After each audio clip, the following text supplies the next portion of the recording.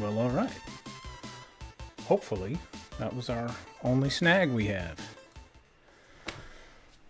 What's up? Welcome. I am back. Finally. And eventually. No. What's up, guys? I realized I have unaffiliated in my time away.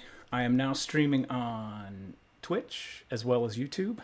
I got I know you can kind of be affiliated and do both, but I don't need that anymore. So my channel points are gone. That's pretty much the only thing different. I just think it's a little easier without annoying restrictions or annoying Twitch telling me every time I log in to like run more ads. You'll make a little bit. You'll make 7 cents a month more if you double the amount of ads. People aren't here for that crap. So that's gone. Hopefully the ads are gone or not a problem, or I don't know. I'd say gone, but you never know. It's always garbage. We're back. We are starting off my return stream with the biggest friggin' Gundam kit that I think exists. I know the Dendrobium is longer, but I think this is just overall larger. I think the Dendrobium, it's just that long cannon that kind of makes its shelf presence so big, but I think this is the biggest kit that's out there. This is the Neo Zeong narrative. It's from Narrative Gundam. They're from the same universe. Yeah, it's good to be back. I had a long 6 months, but well, she's got doing really well, but that's why we do it, right? You kind of accept that going into it. So, oh, did it? Let me check.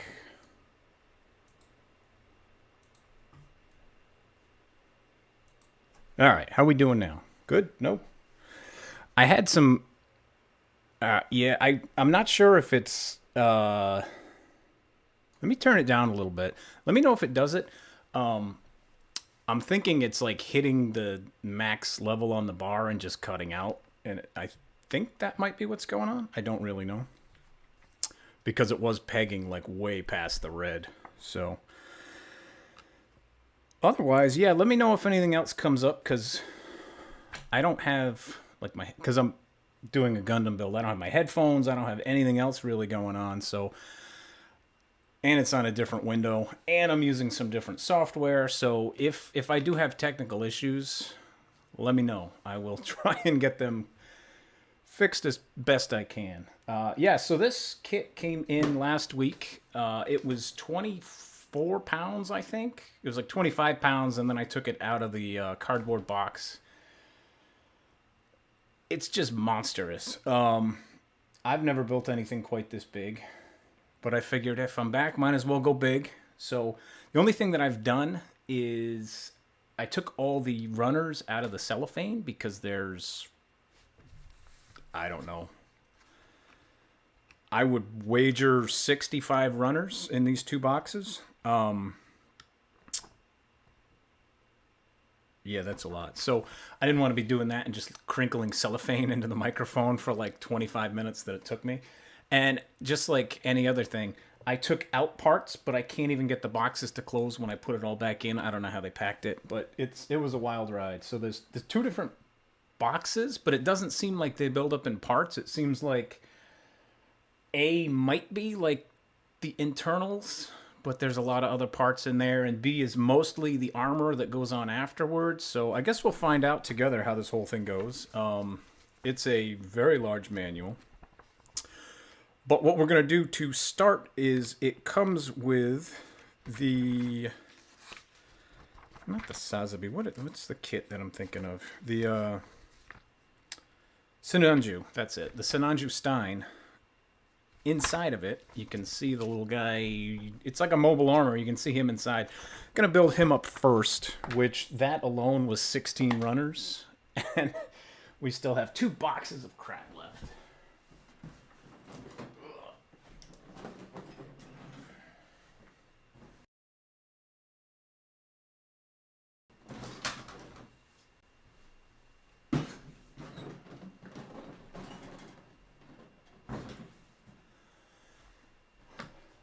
So it's going to throw me for a little bit of a loop, because normally this table I have over here, but it's not the... So we can see what we're working on and everything. And speaking of camera, let's make sure this works. Whoa, lens cap. Let's make sure this works. Hey, it looks like it works. How about that? Oh, yeah, it might be me being too loud directly into the mic. I will... let's move it away a little bit so I don't constantly yell into it. Does it sound like it's during loud parts, like if I enunciate too loudly or something, or does it just seem like it's cutting out in the middle of nothing?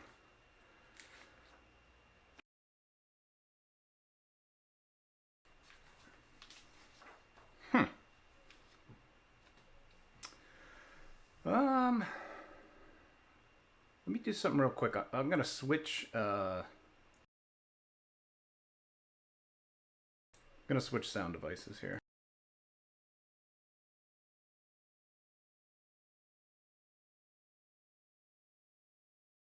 All right, so this probably sounds bad because this is like my webcam mic, but I went from...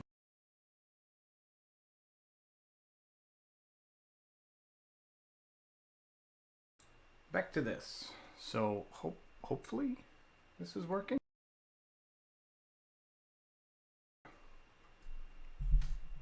Oh, okay. So I did notice there I was talking and it wasn't even, the bar wasn't even moving. So maybe it is the mic. Yeah.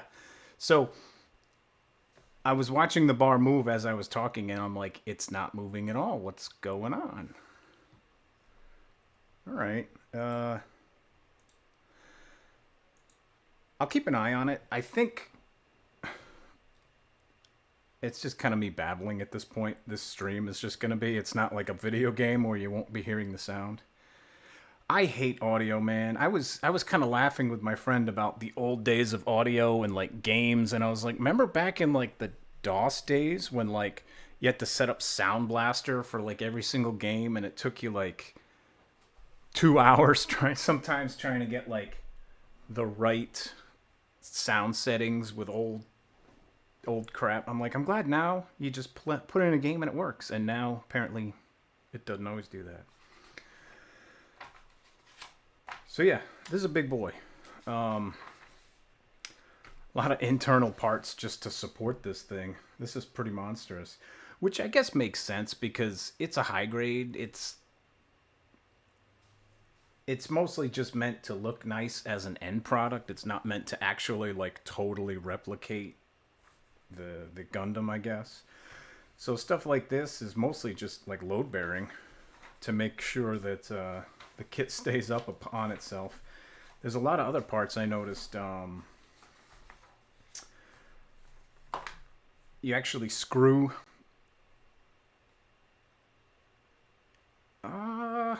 I don't know if we can actually poke. Maybe. If I did, it would probably be that entire top shelf, which you guys can't see too much because the sun. Hopefully the sun will go down soon. But that's all right, man. I speak typo, so. But yeah, there's a gigantic rod that you actually like screw pieces together and then lock in other parts just to support this thing. This is pretty wild. So my first goal, we're just gonna build. Maybe not even today. I'm only planning on like 3 hours. I don't know how long that's actually going to take. My previous streams, it took me 3 hours to build like a high grade kit. The parts and just kind of dumped them out. We're still on all the runners. I said, screw it. We're going to do the whole thing on stream, because why not? So I have, all right, let me move some of these markers here. I have little foam markers that are letting me know the limits of my camera. So I can see like what you guys can see and kind of work on a surface so I'm not like putting stuff down off camera. It's going all right. Uh, the Armored Core subreddit blew up. I think when I joined, there were less than 300 of us. Let me try and turn this a little bit more so you can see more of my desk. When I first joined, there were like 300 of us, and I think that was like 20.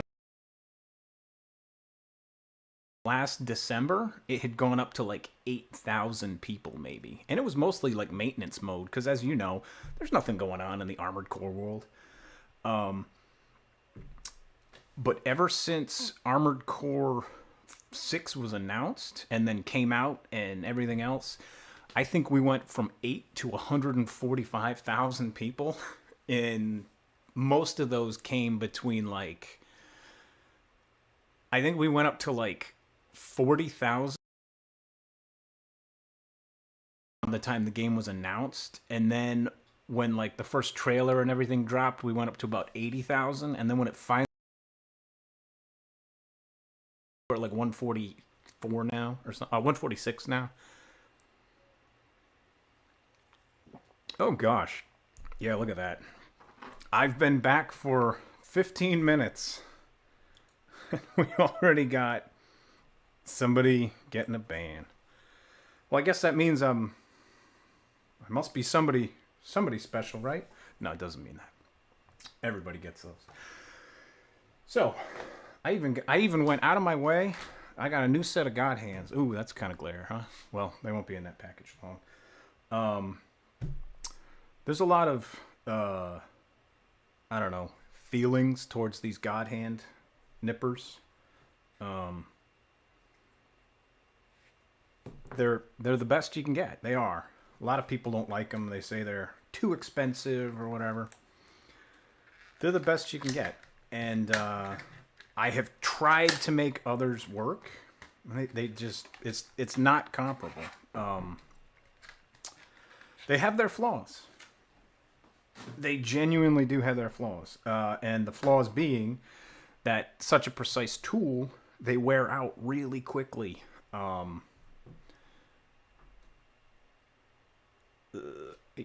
you working? Yep, you're not working. That's why you're not working. Let's do that, and let's do this. Those are thin, super thin, but they're super sharp, and you can just use these. You don't even need to use like a hobby knife. You can just make like a clean cut right across the part, and they're super worth it.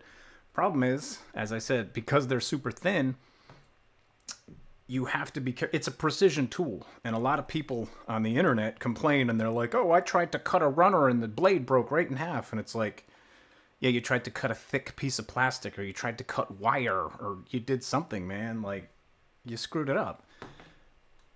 And it's not the tool's fault; it's your fault. Come on, let's go back. There we go. So, generally, what I will do is I will use a pair, and then after like 6 or 7 or 8 or however many kits, they get kind of dull, and I'm like, all right, I'll get a new pair, and then I use my old pair that are still, they're not dull like they don't work. They're dull like they're not perfect. Right? You probably could get a nice toenail job done, pedicure, probably like 2 or 3 times, and then they wouldn't do very much. So what I do is I just rotate them. These were my good pair, and now I got this brand new pair. So this is going to be my good pair, and this is my workhorse pair. Workhorse pair, meaning I use these to cut the part off the runner. I'll go on and I'll actually like cut out the individual part, get everything I need for each step, and that say the and throw them in my little plastic shot glasses here of This is from the Akatsuki Gundam, so it's lots of shining gold. You know, trim off all the nubs with the that you can get like 10, 12 kits out of this. I like to get a new pair. So yeah, I kind of marked them. I'll usually put the little sheath on it and just mark the handles with like a Sharpie so I know, oh yeah, that's the junky pair. So I can kind of go back and forth and make sure I'm saving some blade time. So I am just going to jump right into this with how I usually do these builds. And I'm going to have to remember to work at arm's length because that's what you guys can see. Normally, I'd work right in front of my face, as you can see on this camera. But, I mean, I don't want to sit like this. So I'm just going to have to remember that. So it's kind of with some of my markers. But C7. C7. Part. But this is kind of the cathartic part for me. I normally will throw on a movie, like an episode of Mystery Science Theater or Riff Tracks or something like that, and just kind of turn my brain off and cut out parts and go from there. E2.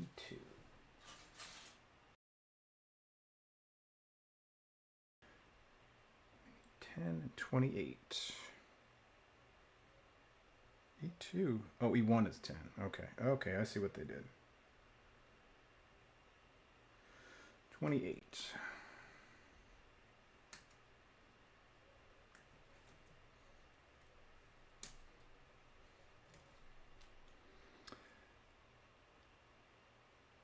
Oh, there's two of them. Oh, okay.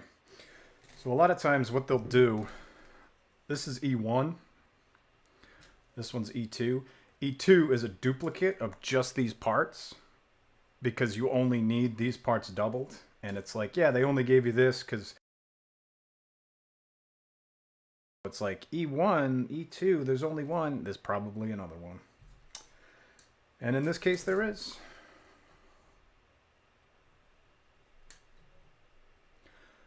So there's probably a million ways you can do this. But this is the way I do it. I just cut out all the parts right from the runner and then clean them up afterwards.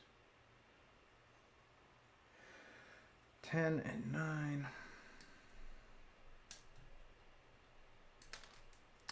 So there's 10.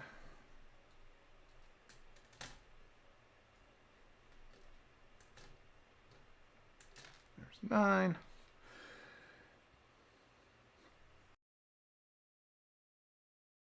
There's the dog. Oh, she's blocked by the chair. Ugh, still blocked by the chair. Oh, now she's over in the corner. Damn it. Now she's off camera. Wow. Ungrateful. So we need D20, 24.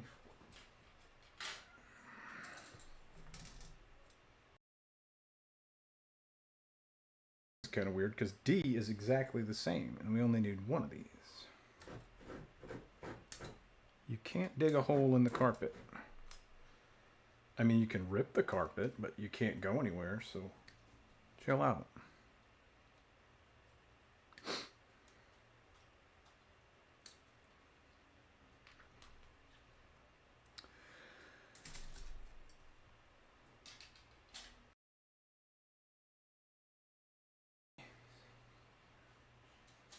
G what?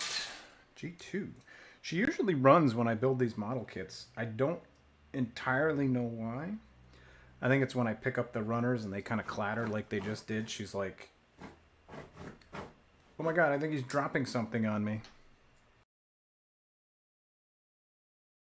Really get it. So what is that? Piece 5? Into what? Oh, that's the front. Okay.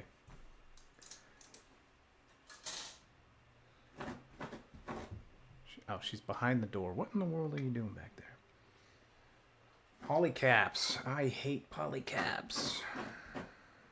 But high grades are gonna have polycaps.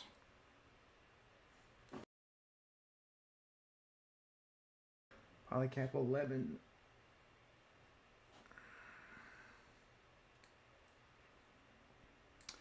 If you've ever worked with these things, you know why polycaps suck so much. Because they get loose over time. And the arm that used to hold up in a cool pose slowly droops down and doesn't do anything. Then you got to come up with creative ways to tighten it up. And then it becomes too tight. They're just not, I don't know. They're a cheap option, but they're not the best option. That's why I'm glad Real Grade exists, because it just gets away from that. E11.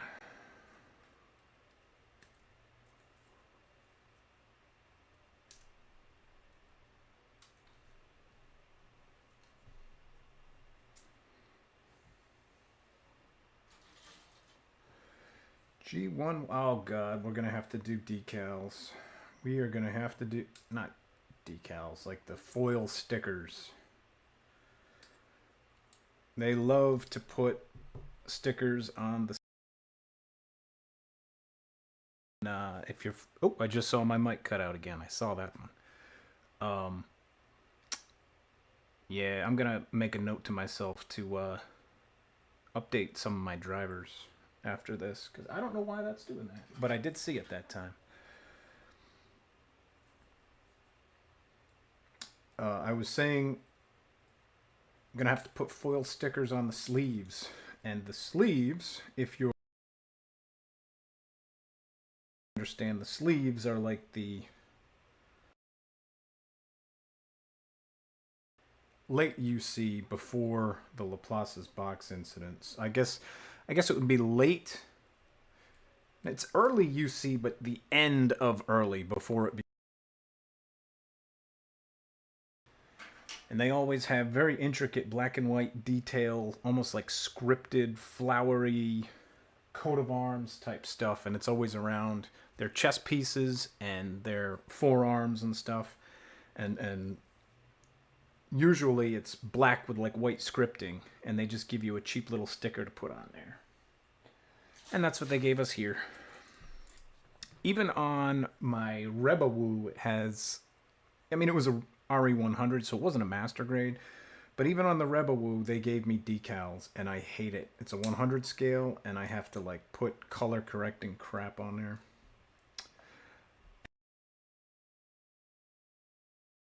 It's large enough, and it's exposed on the front enough that I can probably like paint over it if I wanted to with just some white. So I may get some white paint and a small brush and give it several coats to remove those shitty stickers, because the stickers are shitty.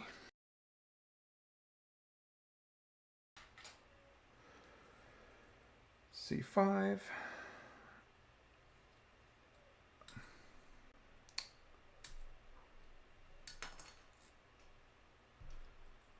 C9. I thought that was 6, and I was like, wait a minute, that's not a 6, but it is the part we need. Then we need C20.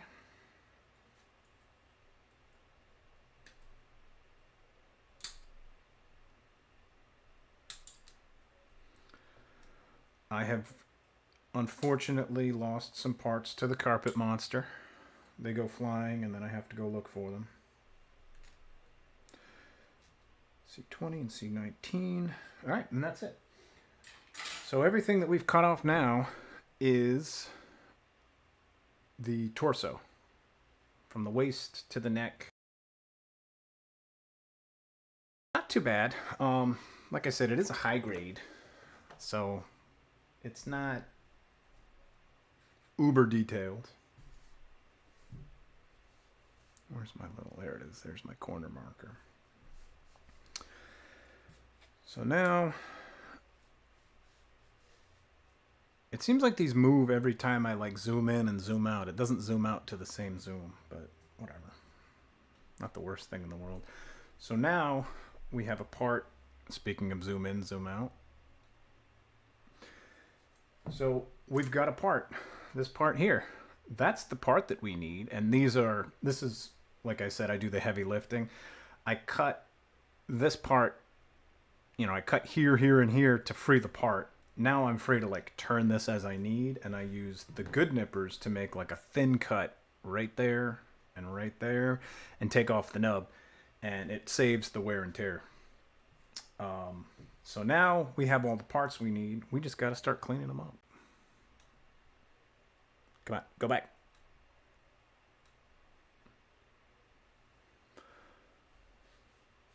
All right, that seemed to return it.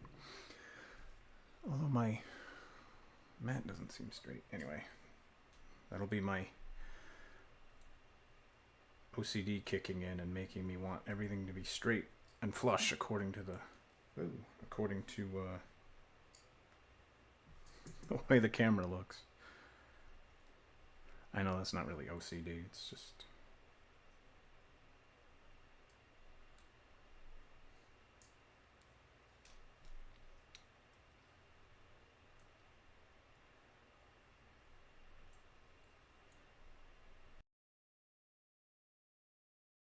usually I'll try and keep these nubs all together, and it's kind of neat because after, I don't know, several months of any of the Mike just came back, saw that one. After a handful of months of building, if you look at like a cross section of these little shot glasses, you can see all the different colors of the kits. It's like when you went to like I don't know if you guys have, but I'd go to like a fair or something, sand in a bottle, and like the layers would make something fancy. These almost end up looking like that because it's like a cross section of the kits you put together, and you can almost remember. Come on back. There we go. Green, that was from when I built the Unicorn Gundam. Or purple and green, that's when I built my Ava Unit 1.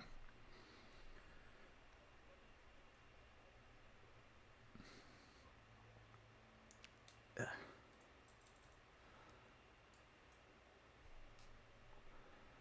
makes a nice time capsule, and I got to do my damnedest not to knock it over, because I totally have knocked those over before. Spill it right on your desk, and then you get like 8,000 little nubs. Or I'm going to bring my hand back and I tip it over and it spills into my lap. I've done that too.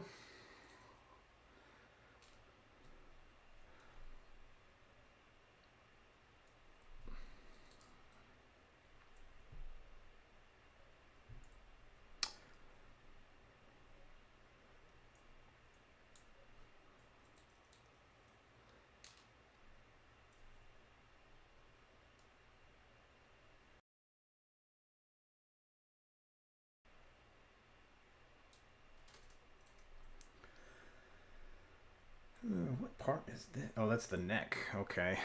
That's like the little ball joint on the top where the head fits.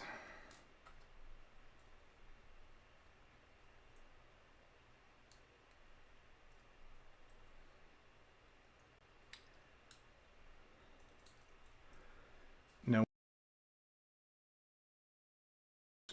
It's a color correction. Because it's a monstrous kit and they wanted to kind of go all out, they included. Is it? Alright, give me a sec then.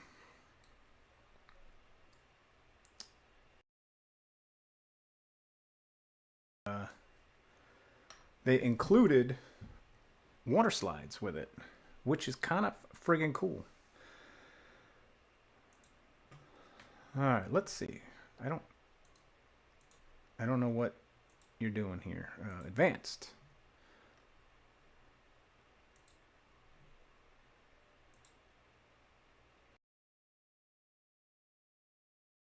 something real quick.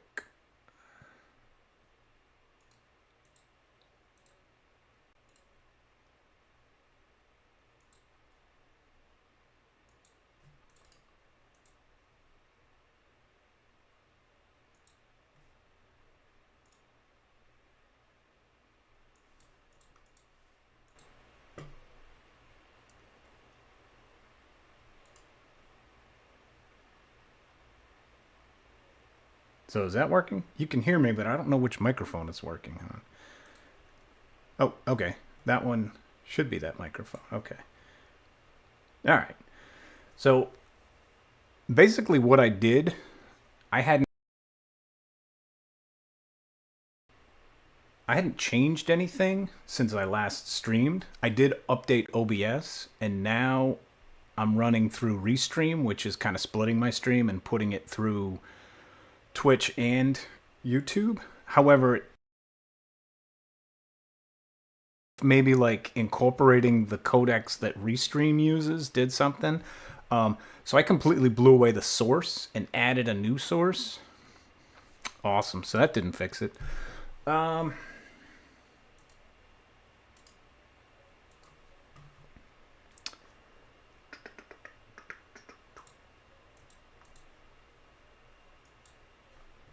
Yeah, I don't know. Let's check my settings here. Audio.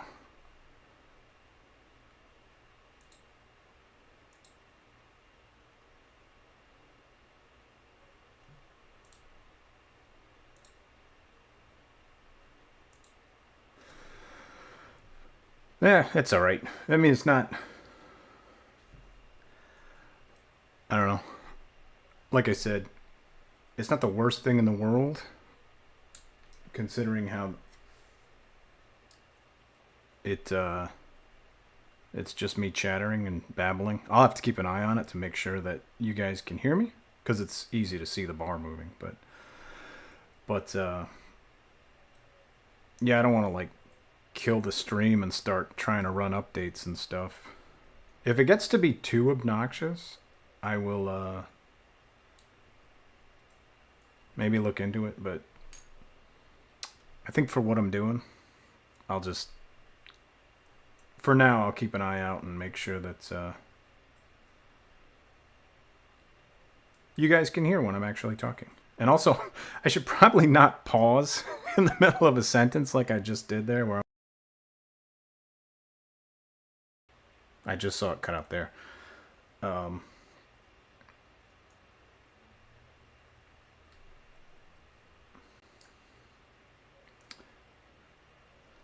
So what games you been playing, man? Good? Anything? I'm using a HyperX.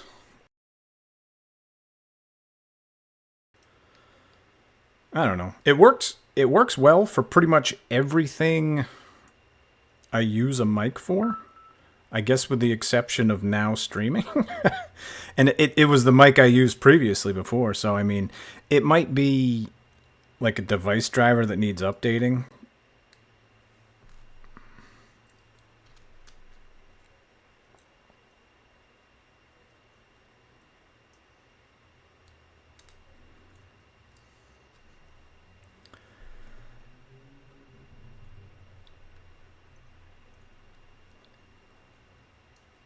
Although I just put my mic down and now it's covering the chat. So I can't see when you guys are saying, I can't hear you.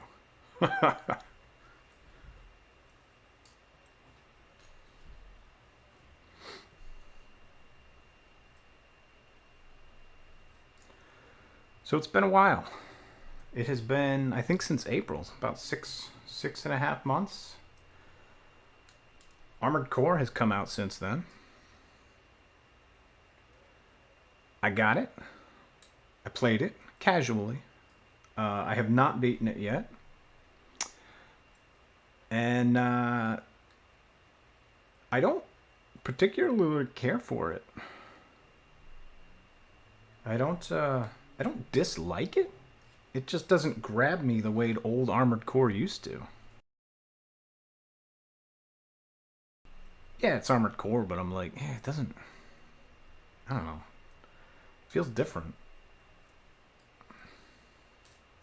Kind of the. I mean, 4. 4 was the first one that I played and said, "This ain't for me. I I hate this. I don't like 4." Um, 4 Answer was a little better, I guess. Um, let me try this. Yeah, 4. Oh, that ain't it. Why it turned? Oh, it just reset the camera. Okay. Uh, 4 Answer was a little better than 4, but it was still like at its heart, I didn't like it.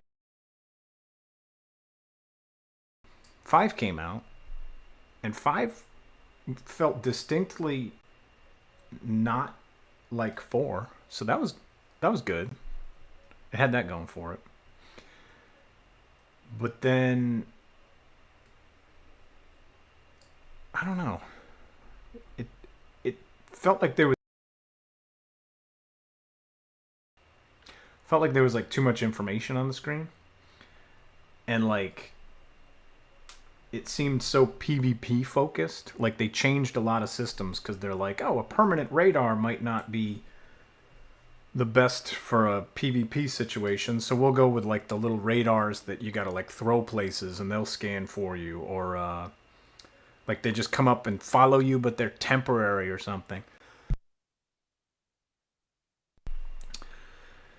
And influence, you could feel the PvP influence of.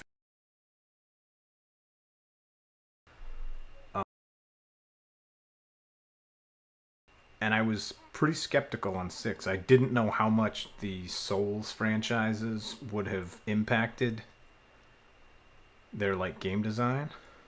Orc Detect. What up, man?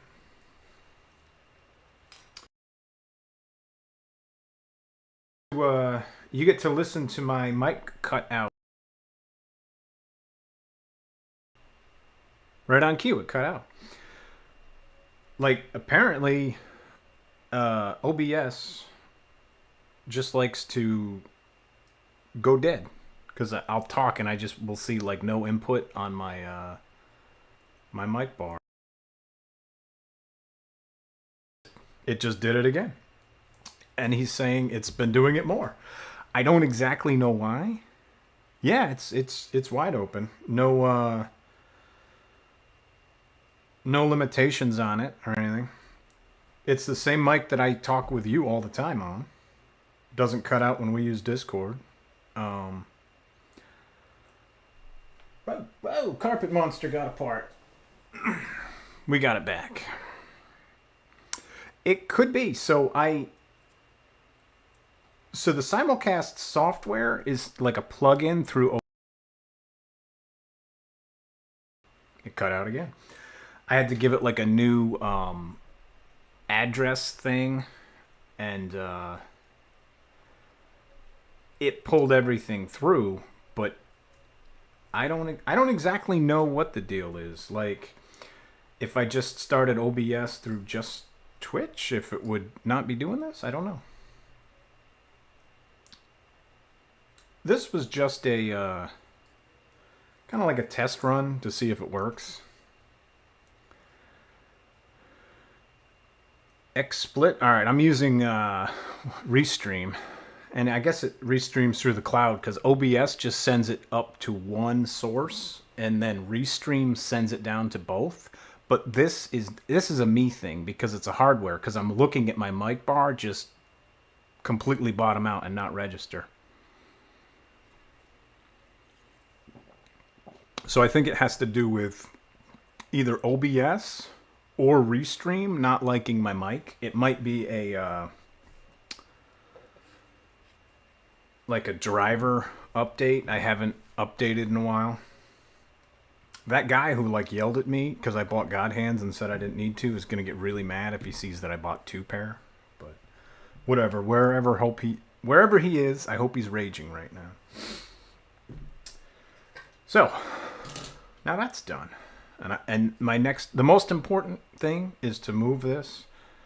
To take this crap and like move it as far away, because now I'm in my moving around phase and I'm always hitting shit, and that's when I spill these things. Yeah, like he seemed like a decent guy, but like he was one of those like no, it was a guy on Twitch. Like I don't like if he came in, I'd remember his name. He's here now. He just had like strong opinions on God Hand, and he was just like, "You wasted your money. You fell for that scam." And I'm just like, "Did I though?" Well, I don't know the guy either, but he said a lot of weird shit. Like he was like, he was the guy that said he would buy like 4 different kits and cut all the parts out and put them in a box and then like shake them all up and then build the kit that way. And I'm like, that sounds insane. I mean, it's your hobby. I don't care. Some people buy the kits just to like put firecrackers on them and blow them up. But like, do whatever you want. That just seems weird to be like, I don't know. I mean, we all have opinions. I have opinions. Yeah, an opinionated nerd on Twitch. Can you believe it? So, like I said before, I got a lot of tools over the time that I've been doing this. And if you're into the hobby, I highly recommend this Razer stuff. It's awesome. Not the Razer, like, Elite Gaming keyboard, because there's no Cherry MX Blues, because for some reason they think everybody wants a I just saw it cut out, but I said, and they don't.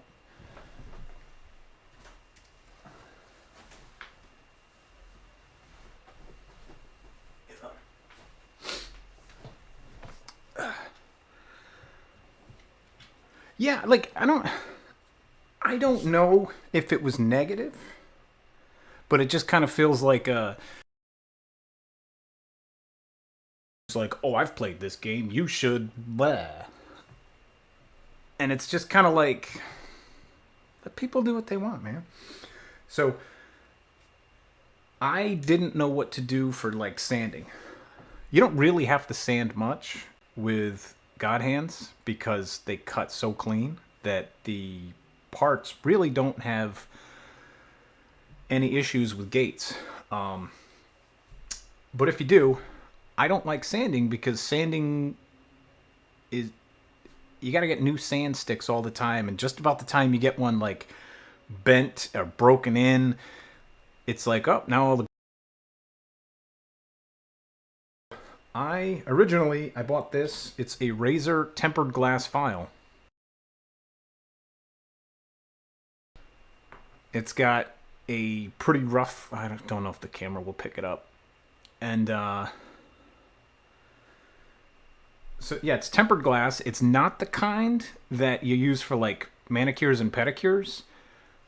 Yeah, the camera's not picking it up, but there's all sorts of like little micro dots. Maybe it'll grab. Where did I just put the other one? How the hell did this? Oh, I put it on the remote. A little better, but not much. So it's a tempered glass file. Go back. Go back. There we go. And if you get the tempered glass files that are for like pedicures, they will destroy the plastic. They are too aggressive. This is like a finer grit tempered glass, and it looks like completely off apart, but it doesn't really like fuck up the surrounding plastic. And you can get a kit. This is a sanding sponge. They call it a balancer. It has like a gritty gray side and like kind of a foamy white side with some foam on the middle. And the step is basically you go over the gate with the file. You go over it with, depending on if it's like a high gloss, you use the foam side, or if it's a matte, you want to use the gritty side. And then it kind of smooths the transition of like the plastic you might have scratched up a bit. And then it came with this cloth to just kind of buff the whole thing. And The good part is the Sananju Stein is mostly like white colors. So white colors don't show stress marks. So we're probably not going to have too many problems with this kit, which is an awesome thing. But if you're looking for tools, I would definitely recommend this razor. So this razor, it's like $29. You can spend like $50 and get one of these sponges and this cloth, but this is literally like just a piece of cloth. I thought this one would be better because it's like wider and thicker, but I don't prefer it as much because like it doesn't feel as rough. Like I can that great, and then I'll go over it with this one, and it's much better. So I don't know. The good thing is when they do get all gucked up, you can run some water on them, and it cleans off all the plastic dust. And these don't ever. I'm lazy, and sometimes I'll just like rub it on my pant leg because I don't have to get up, and that cleans it out just as well. But like I said, a lot of these parts are white, and we probably don't have to clean up a lot of white. So I just saw it. Come back. There we go. With a high grade, there's not as much cleanup. I mean, the gates are in less prominent, are in more prominent spots. But what turned here? Did my camera turn? There we go. Anyway, what are you guys talking about? I saw Command and Conquer General. Extra large. I think it probably would be more like Command and Conquer if he said his name in the tone of the Emperor tank, where he was just like extra large. The extra large double. What? Doesn't it? Is your name not from the? It's not Five Guys, isn't it? In and Out. They have like a meal called a double double, and then you can order an extra large double double. I just assumed with the phrase extra large.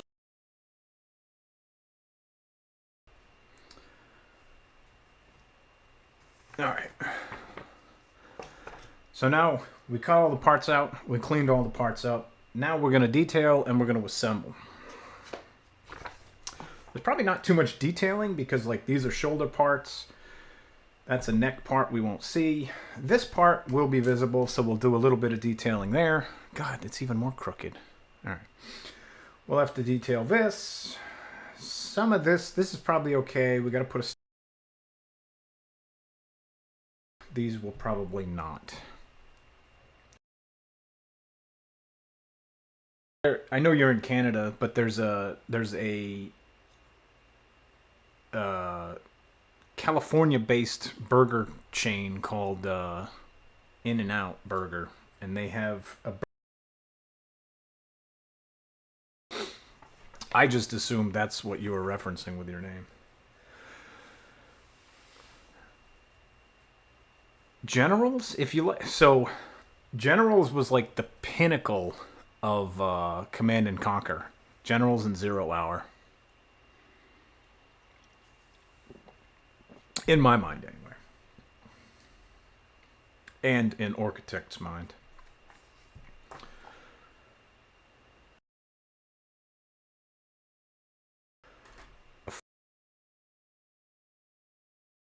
Because our two dumb asses met like the first like couple weeks of World of Warcraft.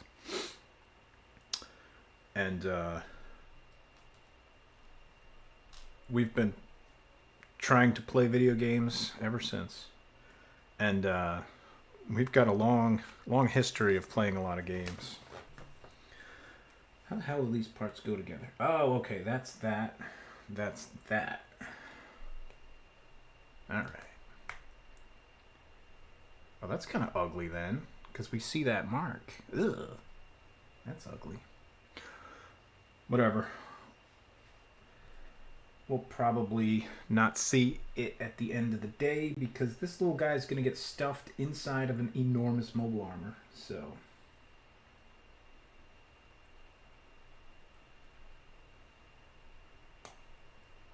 all right, there's shoulder joint one.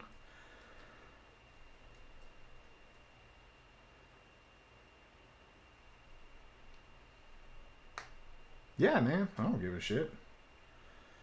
Unless it's too, whatever. With some horrible, uh, horrible websites you probably shouldn't be linking to, but oh, what is this? Is this the Emperor tank? It better be the Emperor tank.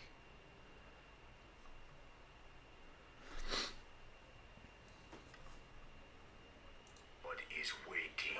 Extra large. Extra large. Yeah. So we used to play Command and Conquer Generals. We would do 2v3v3 comp stomps. So it'd be the two of us versus two teams of three. And we would like pick random armies, so we didn't know what we were going up against. And those are some good times. Sometimes we would get completely fucking crushed by the AI. Sometimes we'd beat them. A lot of times we'd beat them. But sometimes we'd just come up against like the camo general. And like we're trying to finish him off. And it would be like he's got one base somewhere. But his bases are all hidden until you're right on top of them. Or until you use like a special like reconnaissance drone or something. So like there were games that lasted like 15 minutes where we're looking for this one little like SAM site bunker that the camo general hid and then put camo netting over. Oh, those are good times. I got that game working the other day, but GameSpy Arcade is down, and that's like the multiplayer architecture that it worked with. So I don't know if there's, unless we do like a direct IP to IP, I don't know if we can play that multiplayer or not.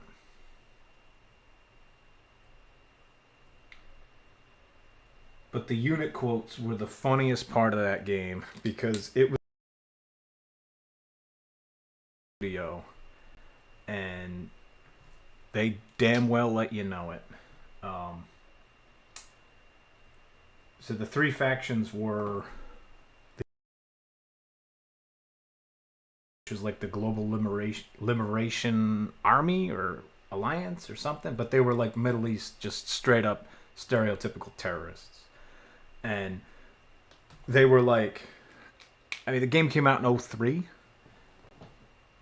So I don't know if it was supposed to just be like Iraqi, because that's who the bad guys were at the time, or Taliban, like a combination of both. But it is the most like insultingly stereotypical. I'm not trying to be like what it is like, and like the unit quotes are so funny and so stereotypical because when you play like the U.S. faction, it's like a Chinook pilot. Oh, we are missing a part. God damn! I was like, there's got to be a part.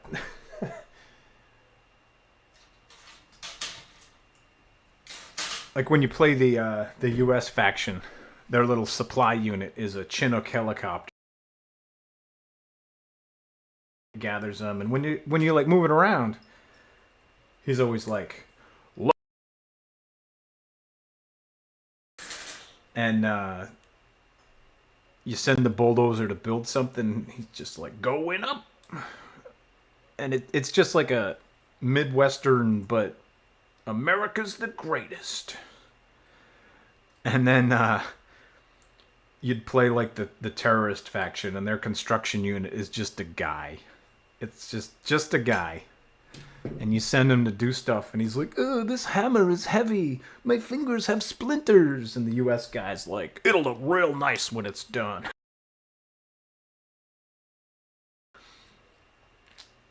And then the terrorist, like, worker guys, The U.S. guys are like increased jet propulsion engines, so like the Chinook helicopters can go back and forth faster and get resources for you. And the terrorist guys, you just get them new shoes. It's like new shoes upgrade. And you buy it, and he's like, "Oh, thank you for the new shoes." Who greenlit this? Like,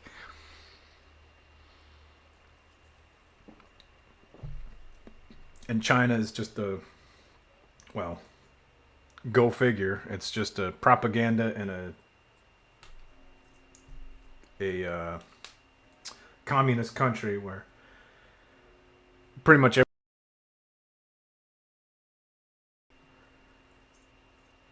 it's all just it's communist.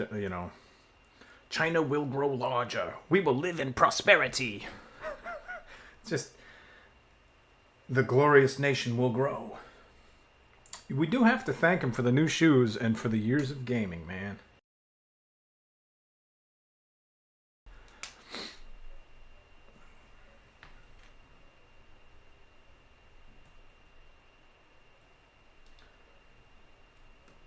What the hell is that? Is it? Oh, there is. There's like a little eagle in there. We're just gonna scribble some ink on there. Here, I'll zoom in so you can see what I'm doing. Maybe, kind of. Yeah, we're just getting real sloppy with this because we're gonna see you maybe right up to here and up. Everything. Well, I say up, even though it's flipped. From here up, everything else down is, and we can kind of see like a bird wing, and we're just gonna get real sloppy and cover that with ink. Because then we're gonna take a Q-tip. The ink is like just left on the bird logo.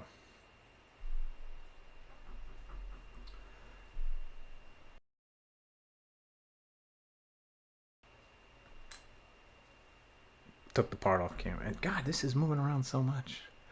There's certainly something going on when I zoom in and zoom out. Because it doesn't like seem to recenter. Okay, go back.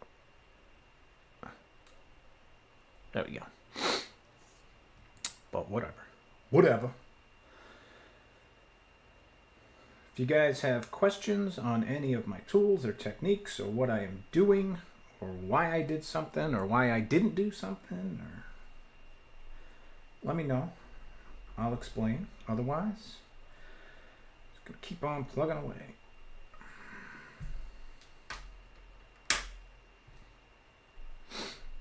I do have both types of markers. I've got the marker type, which I'm using for this, and I have the pour type. And the pour type are a lot better. They give much better end results, and they are really messy, and they're time consuming. So for a high grade, I don't think they're necessary. So I'm not going to be using them. But maybe on a nice master grade, where we get some clean panel lines and what have you, we definitely, is that how that fits? It feels like ass. It feels loose. Maybe it'll lock in when I put the front on, but that feels really loose.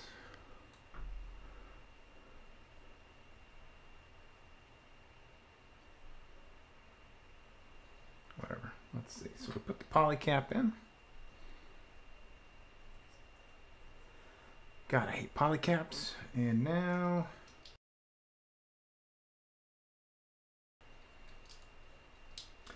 I have never built the high grade Sinanju Stein.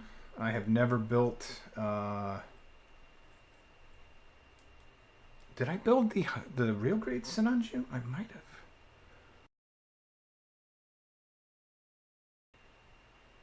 Yes, I did, and it's trash. It was complete trash. I think I threw it out. That's how I paid like $50 for it, and I think I just threw it in the trash. All right, so I'm curious. I can see like the viewers and whatnot, but I don't know who's where. I'm just curious, like, if it'll show me that information. Oh no, I have to go here.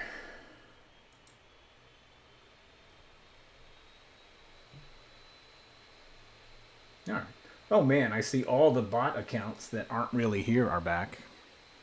Like Commander Root and all those people that follow everybody. Alright, so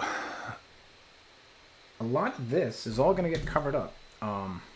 These are the chest vents. We're getting a piece here, like a waist piece that's covering that up. The only parts we'll really be able to see are probably around here. But we're probably not going to see that because this whole sucker is going to get dropped inside of the mobile armor when we're done. So it's like, is it even worth it?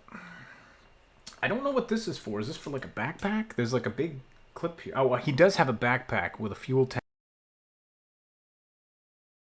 Because normally a backpack would just be like 2 holes drilled like here and here. This big clip is probably to help support the backpack with all the boosters.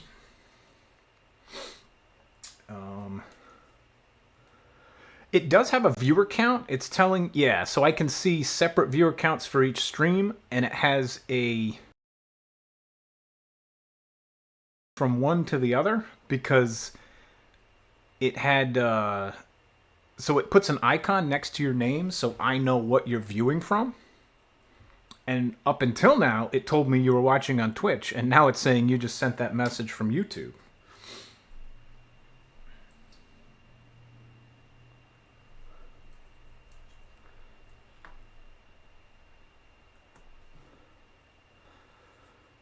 Yeah, so this restream thing, so what I've noticed, and it's kind of interesting because you just said that. Yeah, so I can see both chats, but people can't see each other chats. And then on, that's what I was looking at this morning because I didn't know how any of it worked. So I can see both consolidated streams in one feed, and it puts an icon next to it. And so yeah, I can see you obviously said, I'll confuse people watching by having half the conversation here and half on the other side. So I can see that. Twitch people can only see the Twitch half. YouTube can only see the YouTube half, obviously. But I think when these get saved as VODs, YouTube doesn't save the chat whatsoever. So if we're live, people can see the chat. But if people go in and just watch the YouTube replay, they're not going to see anything. At least I think. Because mine was doing that, and it was telling me that, like, oh, replays of streams don't save the chat. Maybe there is a way to save it. I don't know. I don't think I've ever watched a YouTube stream VOD. Although I have watched War Thunder once, and I usually hide the chat. So I don't know if that's something I'm going to be able to see. I mean, I see. Because I was wondering what went right there. It's a polycap that fits right in there.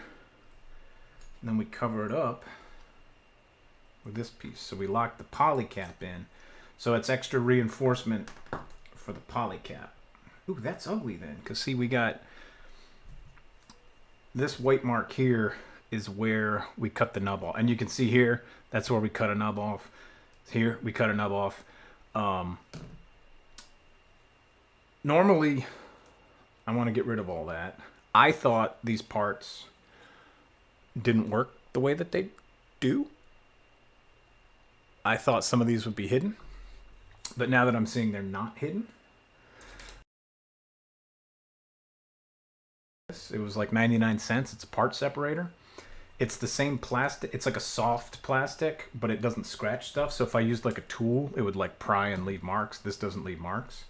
It's got varying thicknesses and curves, and it has some other uses, which I will show you later on. This is one of the handiest tools I've ever bought. Not for the part separating reasons, but because of this nub right here. And when we get to it, I'll show you why. But for now, I'm going to pop that off because I see that we are going to have a little bit of visibility, at least with this one. These shoulders will 100% get covered up, so I'm not worried about them. But this piece, so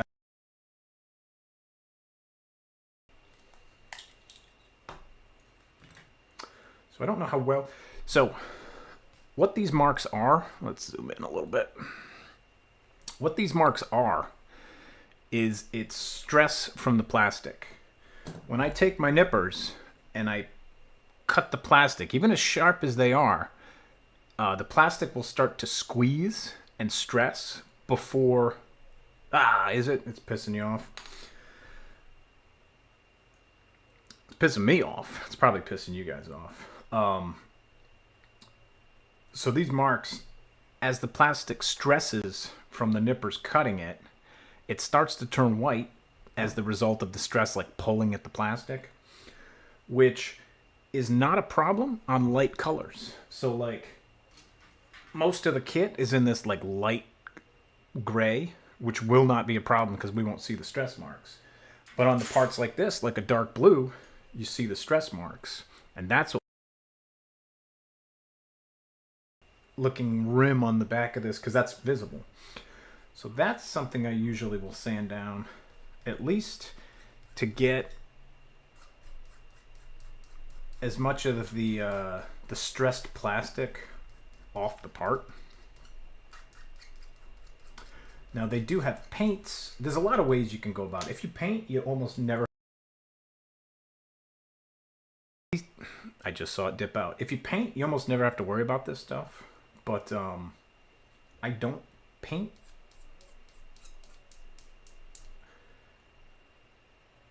And sorry, I realized I stopped talking in the middle of my sentence and I was like, oh, maybe paint. So I'm just going to sand. We're going to then use my little cloth to kind of, well, this buffs, that blends. So now you can see most of that ridge is all blue. It just has that stress point from like exactly where the runner was connected.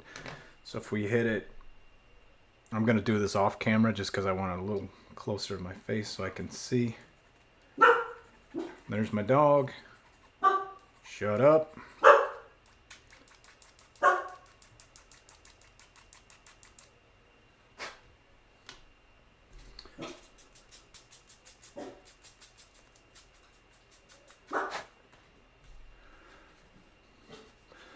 So we sanded, and then we balanced, I guess they call it, with a balancer. And now we buff. Now take a look at that. There's no white stress anywhere. It's just solid blue. Because, so the stress is not very deep.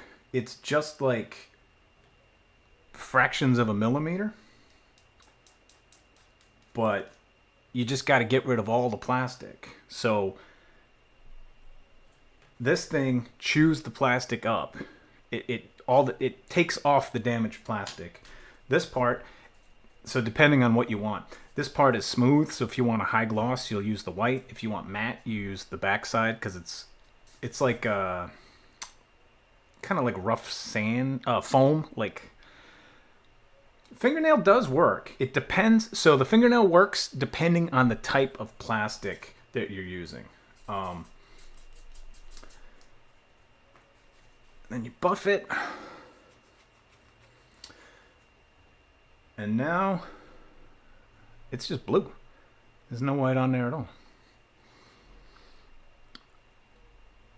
So the fingernail trick works pretty good on the PVC plastic, like the soft plastic that they make the inner frames out of.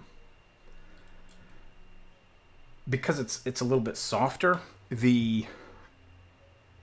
depending on, there's too many factors. Depending on the grade, depending on the price of the kit, they change plastic types all the time. And sometimes they make it out of really soft plastic that you can just run your fingernail over that and clean it up. Sometimes this kit, the armor panels are like a more brittle, they're a thinner plastic. So you actually got to, it's funny, they're brittle, but they're tougher, if that makes any sense. It's like you got to really get in there and dig it out because it's not soft enough that your fingernail can do the scraping. The best I just watched. I watched it cut off twice. You're fucking with me. Um, I'm gonna try this a third time. Are you cooperating? The best kit I've ever had, plastic wise, is of all kits the RE100 Shoku from Mobile Suit Victory Gundam. That kit right there. That for whatever reason they used this weird type of like, I don't know what kind of plastic it is. I looked it up and it's a one-off. It's one of the very few kits that they actually use this plastic on. But it is buttery smooth. Like, it cleans up so nice. You could probably use your fingernail on the entire thing if you wanted to. It's buttery soft. It cleans up nice. It holds a panel line beautifully. I was like, I put it together early in my Gunpla building. I hate the word Gunpla, by the way. I don't like it. I always would see the word Gunpla and think like cosplay, like gunplay, cosplay, and then I realized it's Gunpla because it's like Gundam Plamo, and Plamo is supposed to be like plastic model. I fucking hate all these terms. I call them Gundam model kits because I think Gunpla is stupid, but people call it Gunpla, so whatever. Just my rant, sorry. But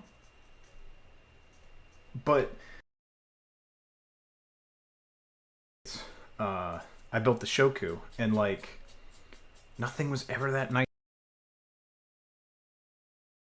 A good job on it because I was like, I didn't have all the tools and the techniques and stuff, and like I want to go back and do it justice. Like I want to buy it again to do it better now that I'm a better builder. And it's a P Bandai kit, and it always sells out. Like anytime I see it, it's like I can get it off P Bandai for like $50, but they maybe only once a year they have it for sale. And usually it'll be like, oh, it was on sale last week, and I'll miss it. And then I'll look at the secondary market, and it's like $170 because scalpers are the scum of the earth. And it's whatever, you know. I built it once. I really enjoyed it. I don't know what I'll do with two of them. Probably throw one away. I've thrown away so many kits. Like, and it's, I don't know. It's a hobby. I waste money. I'm single. I make good money. I can afford to waste it. I don't have any kids. That's the important part. I just fucking waste my money on dumb hobbies. So I do. It's mostly full. I'll be like, I don't want to get another shelf because I don't know where to put it. I do have more shelving. I don't know. I can do something up there. But I will look for kits that I built like 3 or 4 years ago that I'm just like, they're not up to standard anymore. Like in 2019 when I really started this hobby, I thought this kit was cool. But now that I look at it and I'm like, I didn't use any of the decals. I didn't use any panel lining. Like I just put it together out of the box and did nothing and put it on my shelf, and I'm like, yeah, this is cool. And it wasn't cool. But so I'm like, I'll do better, or like this one's not up to snuff and I don't like it, so I'll chuck it. Or sometimes I'll build a kit, building it, I'll throw it in the fucking trash as I'm building it. I threw away, so get this, I did this twice. This is how dumb I am. I threw away the real grade Zeta Gundam twice because I bought that early on when it came out in my early on in my hobby career. I couldn't figure it out. I like, the kit was confusing, and it was like a hand grenade. And my opinion, they tried to do too much with a kit because they tried to make it a transforming kit at too small of a scale. So they tried to make it very intricate but very small. And in doing so, made it a hand grenade because it is too fragile. I don't want to say loose parts, but like too many moving parts where like with this, if I want to put the arms on, I can hold the torso and push the arm on. But on the real grade Zeta, this whole thing collapses this way. So you can't hold it firmly and press because if you do, the whole thing collapses on you. So you have to like get a part inside the torso to like brace the shoulder joint so you can push firmly against this without collapsing the part. And you do that, and then you try and put the other one on, and it collapses and the arm falls. And I'm like, I don't know how to put this together. This whole kit keeps falling apart. And it was awful. Like, it's just poorly designed. But the problem, and I'm using that word in quotation marks, is Gundam. People are simps for Zeta Gundam. And like everyone's like, it's a great kit. It's an awesome kit. And I'm like, dude, it sucks. You can say it sucks. Just because it's your favorite doesn't mean it doesn't suck. But people will defend that kit to the death. And guess what? It fucking sucks. So I knew I built this early on in my... What I mean. So I thought the anime does suck. I'm glad somebody's bold enough to say it and to agree with me. Now, Zeta Gundam sucks. And I'm being... suck. It's okay. But people have put it on a pedestal that's like out of this fucking world. So it's like weird because it's like it's okay. But you're acting like it's the best thing you've ever watched and it changed your life. And I'm like, it ain't that. Like, sorry, it's not. And they'll defend it to the death and they'll argue with you. And if you go on like Gundam Twitter and you start talking about anything and you're like, this is my favorite, you'll get like 75 people who are like, oh, you must not have seen Zeta Gundam if that's your favorite. And I'm like, why do we do this? Like, fuck off. People can have opinions that are other than like, Zeta Gundam is the best. So like, I've been beaten down by that crowd to the point where I'm just like, I don't like Zeta Gundam. so I say mean things about it to antagonize those people. Not that I really feel that way. I just feel like those people should be torqued up a bit. And I'm willing to do the torquing. So now we've got goddamn foil stickers. I don't know the best way I want to do this. I don't know if I want to put this part on. So these stickers have like white... Oh god, they look horrible on with the overhead light. Let me try and back that off a little bit. No, god, it made it worse before it gets better. So this is the sticker that's going on this piece.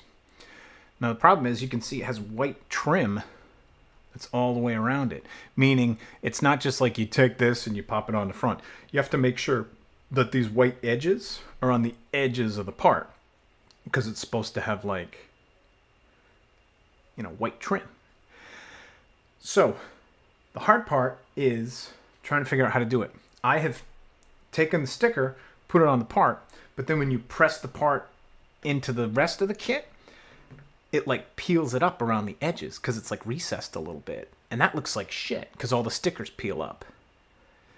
So then I put the part on first and then they don't melt down. And I'm like, I don't know how to do this. That's why I want to paint.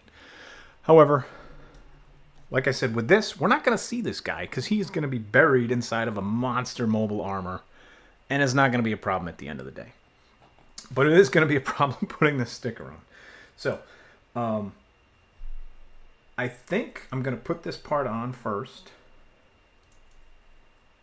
Like so. And then we're going to apply this sticker over it because then it'll wrap over the whole part. Although this part, the edges are not bad. They're not like, see the Rebawoo that I put together right there, that you can't see that well. Nope, not that. The Rebawoo right there is the one that had like socketed stickers that peel off just by pushing them in. And I didn't like that. But I don't think that'll be a problem here. What I think I'm going to do is I've got this handy dandy.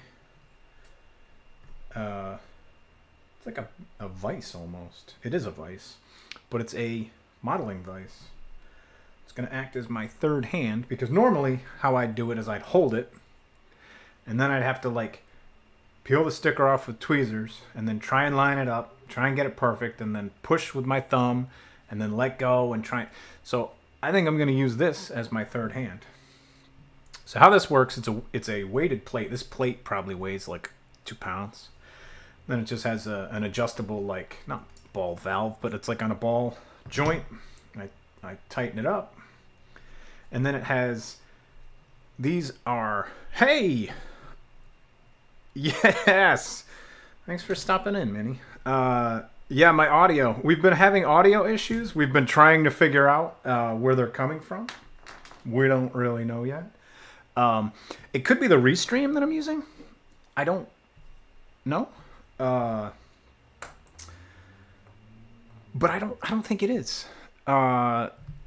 Because I'm watching the little bar and it just cuts out, and I'm like, what told my audio mixer to just turn off my mic? I don't know. But it's never done it before on OBS. So the wild card in this whole thing is it's the first time I'm using Restream. So I'm gonna guess that maybe it's Restream screwing it up. I don't know. Maybe on Tuesday I'll fire this up on just Twitch, and we'll see if we still get the issues. Because that way or maybe not even on Tuesday. Maybe sometime tomorrow I'll try screwing with it and like fire up a stream and see if I can figure out exactly what works and what doesn't cut off. But for now, I'm at least semi-aware of it, so I'm looking out for it.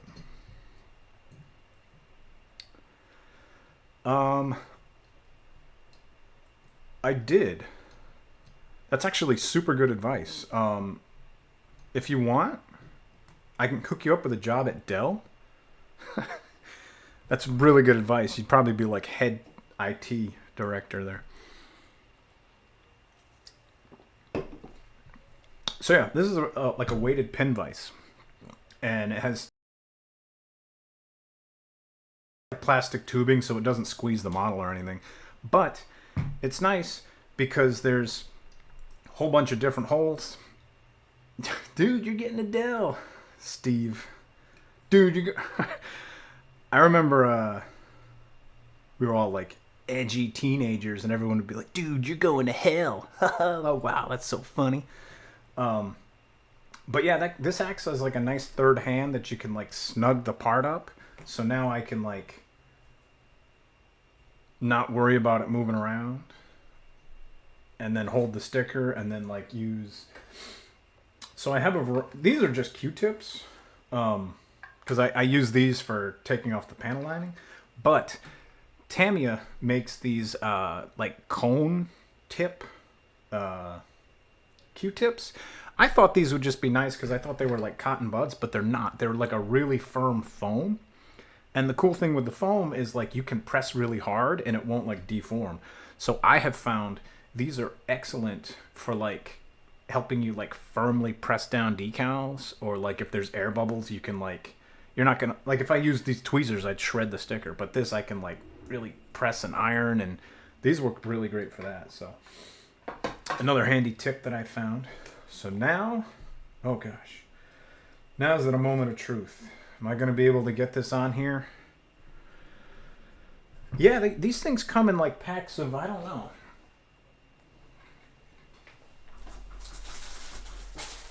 They come in like 2 packs of this many. And I think it was like $6. And yeah, I thought they were soft, but finding out that they were firm, I'm like, that's even better, I think. And they make different shapes. They make like a rounded shape, and they pyramid like a wedge. All right. So that I can see it the best. Let's see. Can we get in there? Can we get in there?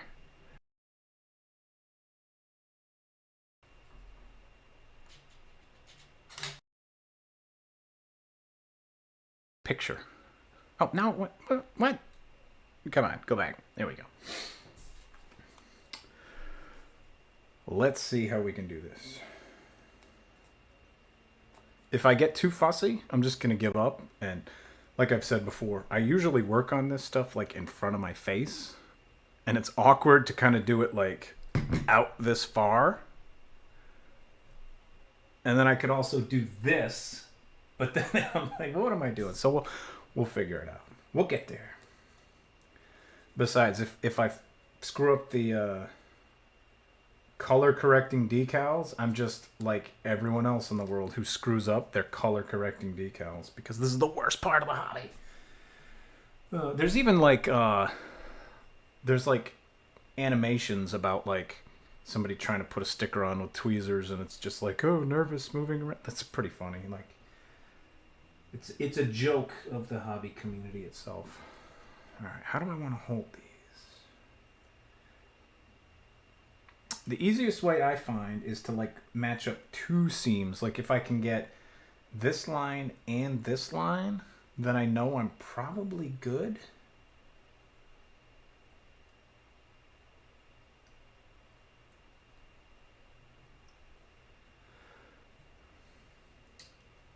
But sometimes I've found that they don't like trim the sticker evenly, so like what looks good on one side may not be good on the other side. All right, so before I push this down, let me make sure. Yep, because see, it's like off. It's kind of lined up. I kind of do the same thing. Like I watch my stream, like I focus on what I'm crafting or what I'm building, but I always forget like this camera is here, so I see myself in all these awkward positions, and I'm like, or I'm just like, what am I doing? Or I'm holding something funny. It's not to anybody else. It's just somebody crafting something, but to me, I'm like, oh my gosh, what am I doing? I look like I'm I don't know, some crazy guy on the bus or something, like talking to a pet rat in his pocket or something. I don't know. Just so I lined up that and it looked good, but then when I got to the tip, it didn't look. All right, I'm gonna do this. All right, again, apologies. I'm gonna do this off camera because. All right, zoom out. Which one is out? Go back. Just go back. There we go. Zooming in and out are both the zoom in button. I usually hit the zoom out button and then it never zooms out. And I'm like, so, all right. I'm going to do this off camera.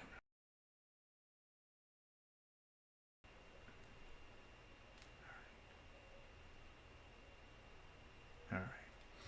I think it's a simple press. It's like a single decal. Some of the other ones, they try and get too fancy, and the corners will have like notches cut out, and like you're meant to like, it'll have like a notch, and you're meant to like fold them down so they touch, and those are the ones that drive you nuts, because like these edges will all look good, and then this one will get screwed up, and then you try and like peel it up, and it starts to tear, and I'm like, ugh. But this is a high grade. This is the, even though it's called high grade, it's the lowest of all the grades out there. So it's a single sticker. It's not that fancy. And I feel good because the fold of the sticker is right down the center of the emblem. So I think we're good. I think we're good. Good enough anyway. These ones are going to be real tricky because they have this like ornate like scroll pattern and stuff, and they're like so it's like the wrist, and then it wraps around both edges, and that could be a little tough. But either way, this this vise, if you're dealing with small stuff that you really want to secure, it's a recent acquisition of mine, but I'm glad I picked it up. And it has, I think, 8 of these pins that you can like put wherever you need if you're holding like awkward shaped parts or whatever. And it can probably extend out maybe 1.5 inches, and you can figure out some sort of pattern and dial it in. Works pretty good. It worked for this. I'm happy with the results. What's next? Next we do the chest vent. Oh crap! Chest vents. And we got come back here. Small parts, holding small parts awkwardly.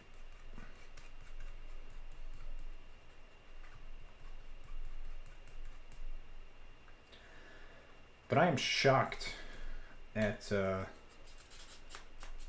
how big this kit is, and how most of this stuff we're probably not going to see at the end of the day, because it's all going to be like buried inside other stuff. But I don't want to like do a bad job, or not bad job, but like I don't want to like cut corners and be like, I won't see it at the end of the day, because it was a $300 kit, and it was more than that. But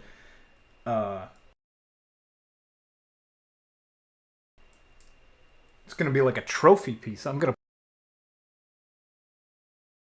don't want to just be like, I just slapped it together.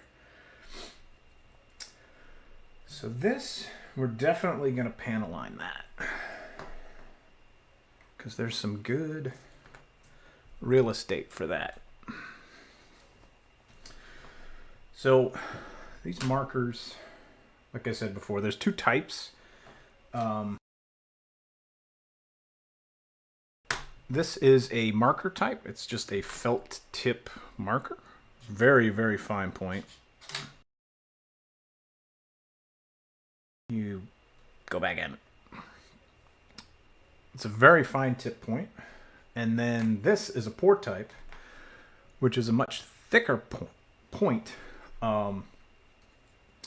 This is just like a marker.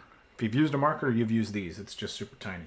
This is liquid ink in a cylinder. And when you touch this tip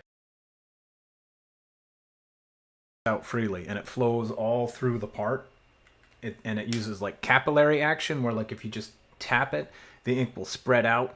It's almost like you can watch it like branch out across the whole part, and then it'll eventually slow down, and you just kind of tap again and add more ink. And it's super cool, and it makes such a clean end product. But for that, you need to have like channels for the ink to flow through, and you need to wait, because you got to wait like 15-20 minutes for it to fully dry. And then you have to use the special type of like, what's up? Thank you for the raid. That scared the hell out of me. I forgot that noise was set up. But yeah, you got to use this, which is like a solvent, and then you have to put it on Q-tips and almost like paint this over, and it's messy, and it takes a long time, and I don't want to do that on stream because it would take like 45 minutes. But in this case, we wouldn't be doing it anyway, because what I'm trying to do is just get a little bit of accent on here, because this whole part is gray, and it has some solid lines. Like when you see anime, it's all cel shaded, it's cartoon, it's like big bold black lines with coloring in there, and these are kind of meant to look the same. You can see here I put some black around this center chest piece, and it just kind of like brings out a little bit of extra detail. And I want to do the same to these chest vents. Now normally there's like a handful of colors on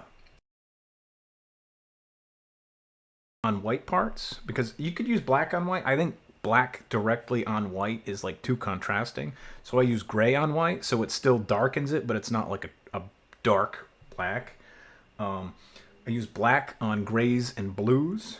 And then I use this red on, I'm sorry, I use the brown on reds and yellows because it's more of like a warmer tone, where like black would be kind of too dark, where brown it seems a little warmer.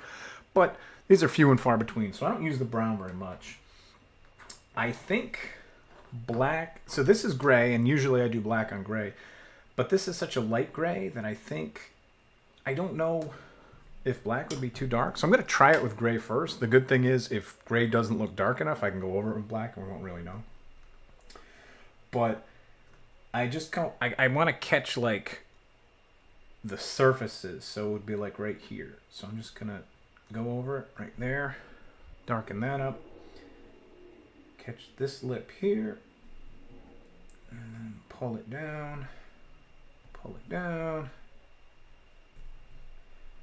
Kind of get in there, and that's not really taking for some reason. What's up with this marker?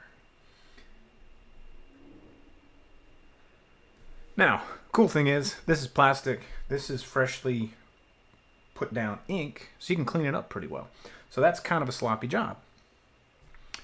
This is the mobile armor. This is the full Neo Zeong narrative. So while this is still kind of wet, what I'll do is I'll just take a Q-tip, not wet, but it's not dry, I guess, and go over it to remove some of this excess ink to leave just in the grooves. So if you do screw up, if you don't have a steady hand, if you've been drinking Red Bull all stream like I have been, if I screw up and I go, oh man, I put some right there, there's nothing supposed to be there, well, you can erase it like it was never. Try and like scoop it out, because then you just take the ink out. But if you just go like up and down, it's almost like cleaning off the excess, and it just leaves the recessed areas. And it adds a nice contrast because you can compare this side to this side where I didn't do it, and it's clear that, yeah, this looks like just a bunch of plastic, and this has some, not shading, but it's almost, I'm sorry, no, I have not finished the mobile armor. Oh, it's in 2 boxes down there that we can't see, that's off camera, but screw it. You know what? I'm going to, since we got some people watching, hang on a sec here.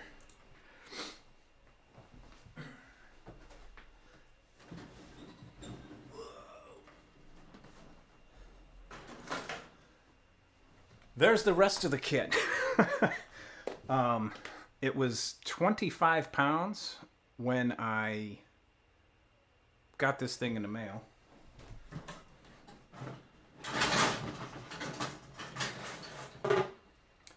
Here's a single part. This is kind of like the butt flap that goes here. But yeah, you can see that this is the guy's torso. And there's a part. Here, we'll go back to this camera. Let's zoom back out. Come on.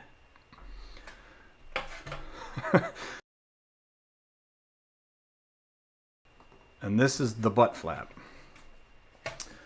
Let me do this.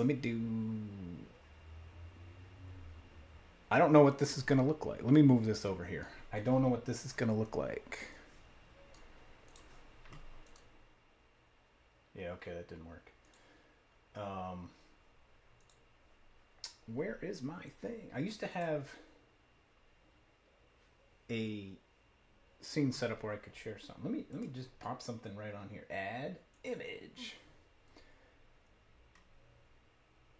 Existing image. No, I don't have existing. Create new. Okay, where is it? Browse. Desktop. You guys get to watch me look at dumb shit on my computer.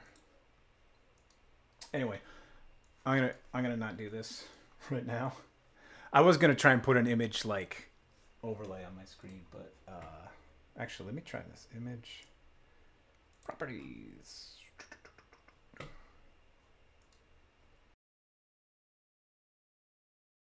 For why will it not show me all formats, all files? There it is.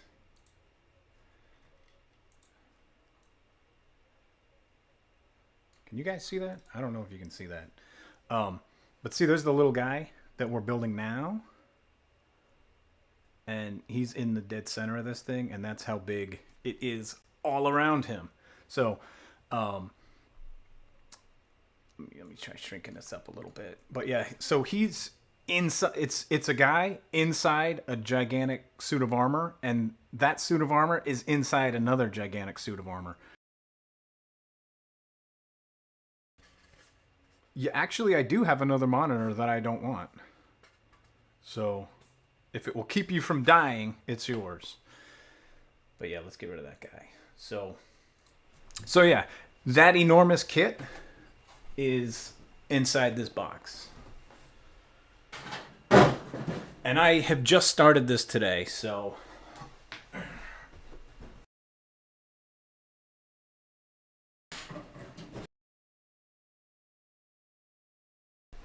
and thankfully I haven't dropped it yet, but yeah. So there's kind of, everything else. So that big piece that I picked up is just this flat right here that covers the butt. And then that guy's inside of it. You have the red one? Nice. I kind of went back and forth. I saw you say before, is this P Bandai? Yes, this is P Bandai.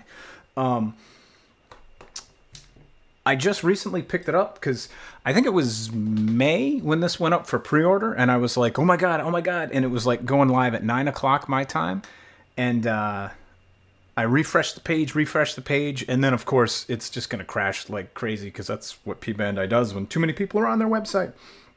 But it was like $310 plus shipping and everything else. I think it came to like $348 or something total. Actually, we can probably check. Let's check the website.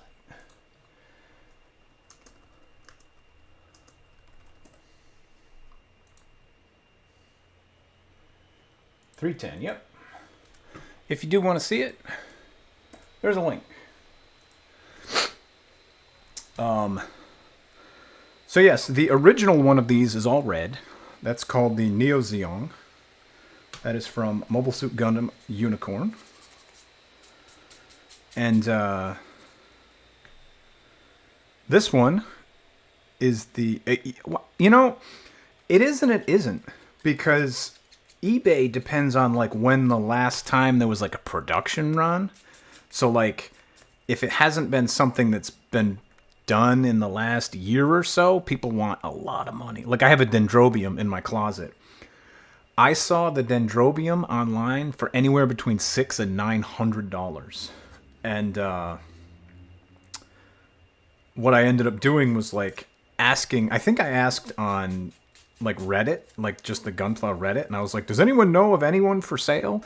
And this guy said, oh, I drive by this video game store that has one for sale. It's like a mom and pop shop every day. And I'm like, well, what's the name of the store? Maybe I'll, see if they have a Facebook or something I can contact them. And the guy tells me the name, and of all the places in the world that it could be, it was in Connecticut, like 45 minutes from me. Retail price for it. So I drove 45 minutes and I was just like, I want that kit. And then the kid was like, I gotta get a ladder to take it down. But see, eBay can be cheap. I know they're doing another run on the Dendrobium right now, so you can probably find it for retail. But like in another year or so, you're probably only gonna find people who think it's worth like $700 trying to scalp it and crap like that. So it's all it's all the game you gotta play. I've overpaid for stuff. I've also underpaid for stuff. Oh my god, have any of you guys used Buyee? It's a proxy seller from Japan. Yeah, I really like Razer. I don't like Razer keyboards. I know it's not the same company. I just feel weird saying like, oh yeah, I like Razer, because it makes me think like I got a Razer keyboard, and it's not good. But yeah, so Buyee is a proxy site. A lot of stores in Japan don't sell outside of Japan because not really good logistics to do that. So it's kind of a pain if you want to buy stuff that is from Japan. So what Buyee is they're like a proxy warehouse. It's like an add-on that you install to your browser, and then you make an account and you buy stuff through them. How it works is you basically tell them, I want you to buy this model kit. Here's the money. And you send them like a direct link either through Amazon Japan or eBay or whatever. They'll buy it, ship it to them, and then they'll contact you and say, hey, it's in, and now we'll arrange shipping it to the United States, usually through DHL and stuff, which is awesome because they'll get stuff from like Japan to me on the East Coast United States in like 18 hours. I don't know how they do it. It goes from like Japan to Alaska to my house in less than a day. But I forgot to panel line the other one. And I do like the gray. I think the gray is pretty good. Black probably would have been too much. So Buyee gets you stuff right from Japan.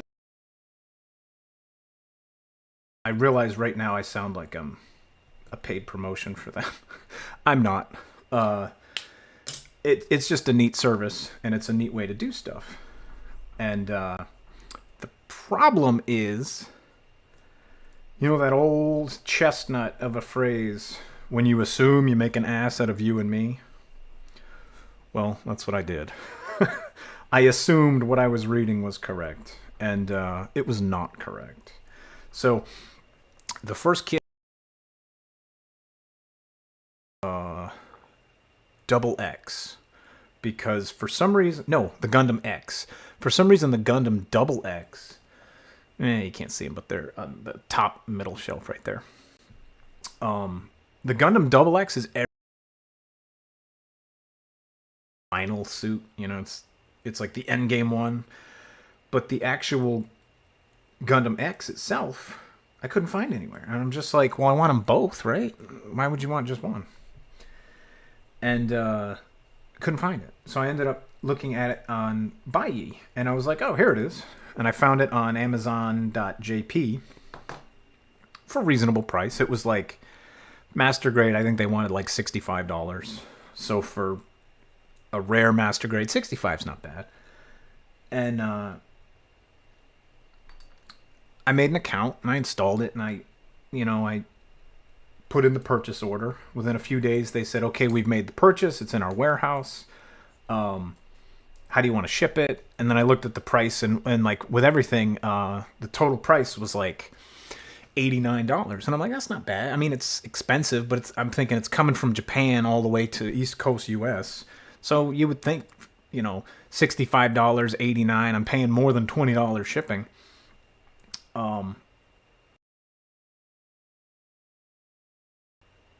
I said, okay, it came in, everything was fine. I didn't really think much of it. And, yeah, right? So, how does this really fit on? I guess this doesn't fit tight. It just fits on and it probably moves as the arm moves, which makes sense. That's more of a master grade type feature that they have on this little high grade, where like the side of the torso will kind of kick in a little bit, which is kind of nice though. Anyway, so it came in and I was like, all right, cool. I didn't think anything of it. So that was like late 2019 I did that. Pandemic hits, 2020. You guys remember that? Remember the pandemic?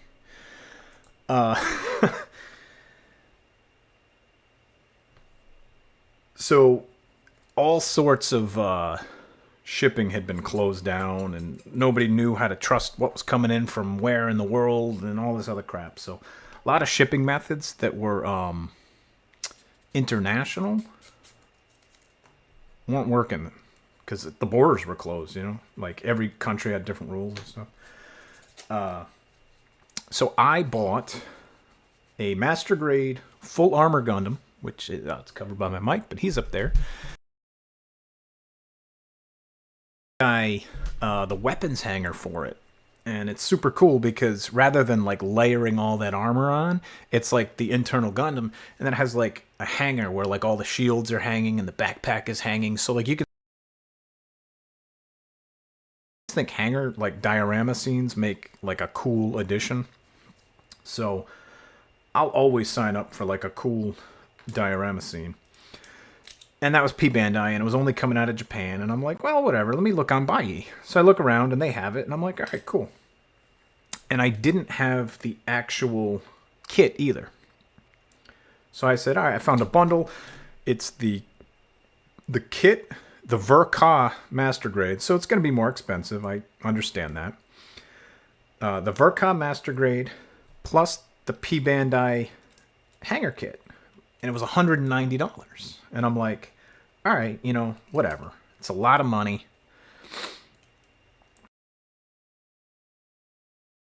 That I want, you know. So I pulled the trigger. I ordered it.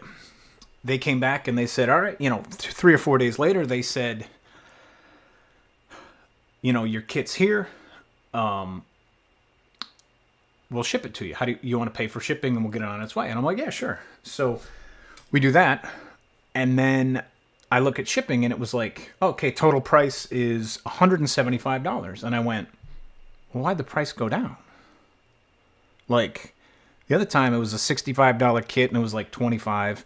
So in my head, I'm like, okay, let's say the same price. Let's say it's $20 for the kit and then $20 for the expansion. So I'm thinking I'll add $40, but $190 plus $40 is $230. Why is it $150? Like, so I'm looking at all my prices, and that's when I realized when you assume, you make an ass out of yourself. So the original Gundam X that I bought, shipping was not $20. It was $85 on top of the $65 that I paid for the kit. I just assumed it was like, oh, that's cost plus shipping. So like, it wasn't until I had bought the full armor and the okay, it'll be $150 more for us to ship it to you. I went, suddenly it makes sense why it was so efficient and why they got it here, because I'm paying almost $100 to get it shipped. But then I was like, oh, can I pick any other way of shipping? And I looked, and the 2 ways of shipping are DHL, which is like, we will get it to your house like inside of 24 hours, or Japan Post. And C-Mail, because even Japan Post was closed. C-Mail is when they put it in a container ship and they put it on a cargo ship, and it takes 4 months to cross the Pacific Ocean. And they said, even on that option, they're like, we recommend you buy insurance because chances are it'll be destroyed when it gets to you. I'm just like, so my options are just like, kick it around the on a cargo ship for 4 months, or just pay the $150. So I sucked it up and I paid the $150, and that's a $300 and some kit that I have sitting up there. Not by choice.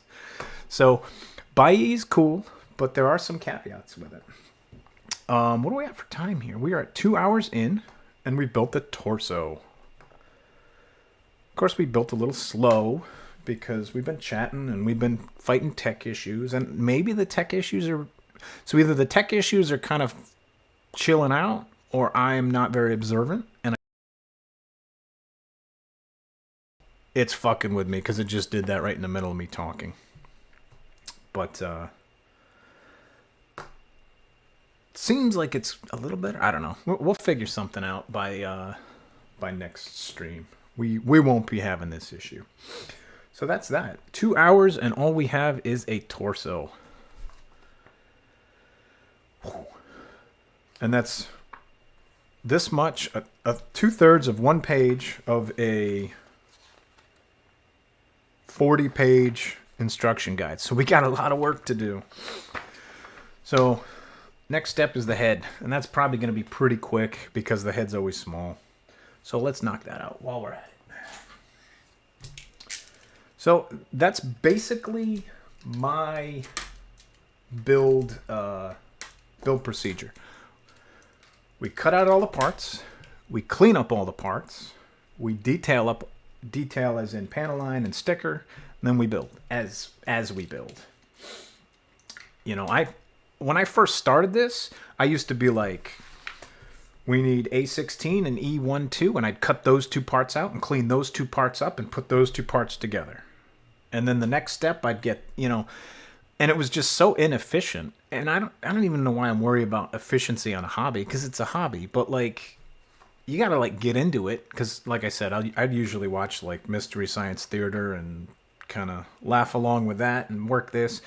So I said, like, let's just do all the parts, cutting them out, and then all the parts, cleaning them up. And that's just kind of how I started to get into the flow of it. So it works for me. So what do we need? We need A16. Where's that? A16, ain't it? Oh, there it is. It's tiny. Oh, crap. So I may leave that on there just for now, because we're going to have to panel. I don't like panel lining stuff that's super tiny once I take it off the runner, because it's a little easier to do it on the runner when you can like hold the whole runner. But that's that tiny part, and that's going to be kind of fun.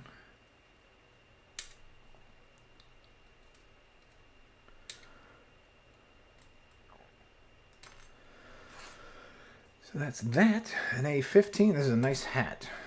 That is a sweet hat, you might say. That's not actually a quote. I freelanced. The quote is, that is a sweet earth, you might say. Round.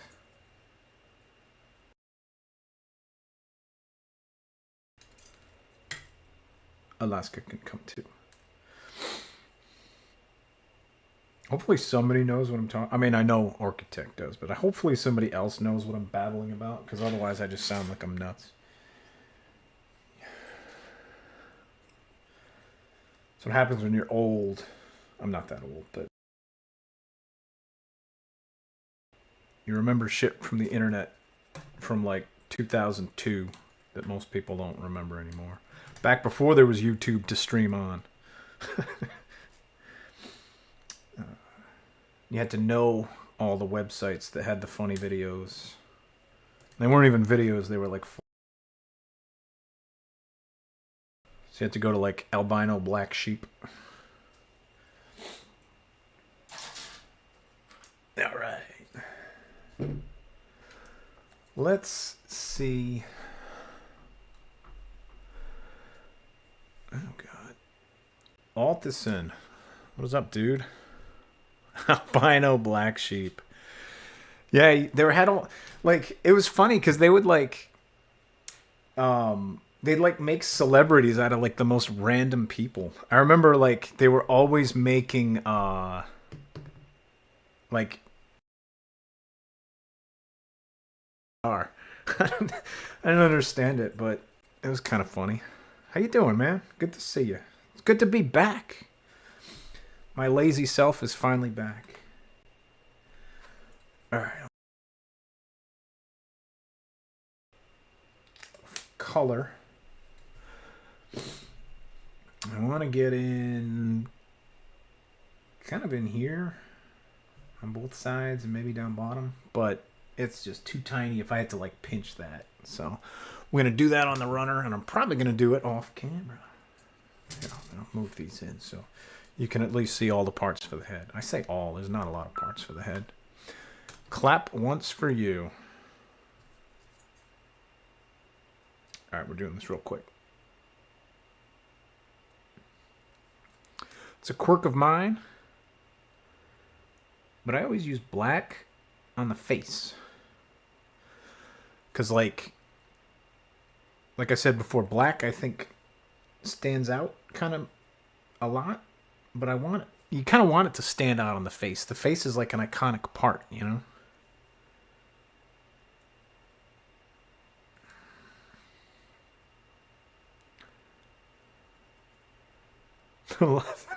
I remember singing that stuff, and like you and your friends, it was hilarious. God, look at how sloppy that is. We're gonna clean that up. But yeah, like the people who got the reference, it was like the funniest thing in the world. And then like everyone is like, oh, they're probably just high. Oh, I get it. Yeah, like even on the face, like it's usually just the face plate. I want that to pop. I want it to look good. Also, I was wondering about the little emojis that I made. So I mentioned before, I used to be an affiliate. I dumped being an affiliate. I just didn't want to deal with the constant rules and the constant ads. Let me know. You guys shouldn't be seeing ads. Correct? I don't think you get ads if I'm just like a... Okay, good.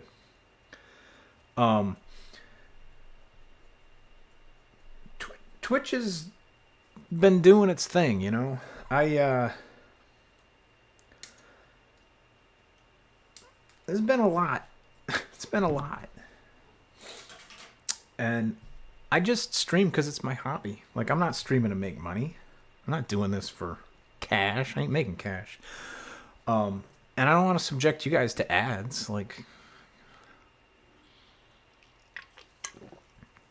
during the 6 months I was off, every time I would log in, it would be like, please agree to these new terms of service. And it would be like, we're going to show 4 times the amount of ads, but you'll get 15 cents for every viewer. And I'm like, I don't know. Like, don't make it so that their experience is ruined with like crappy ads and not like there's no benefit to me. Like, that sucks.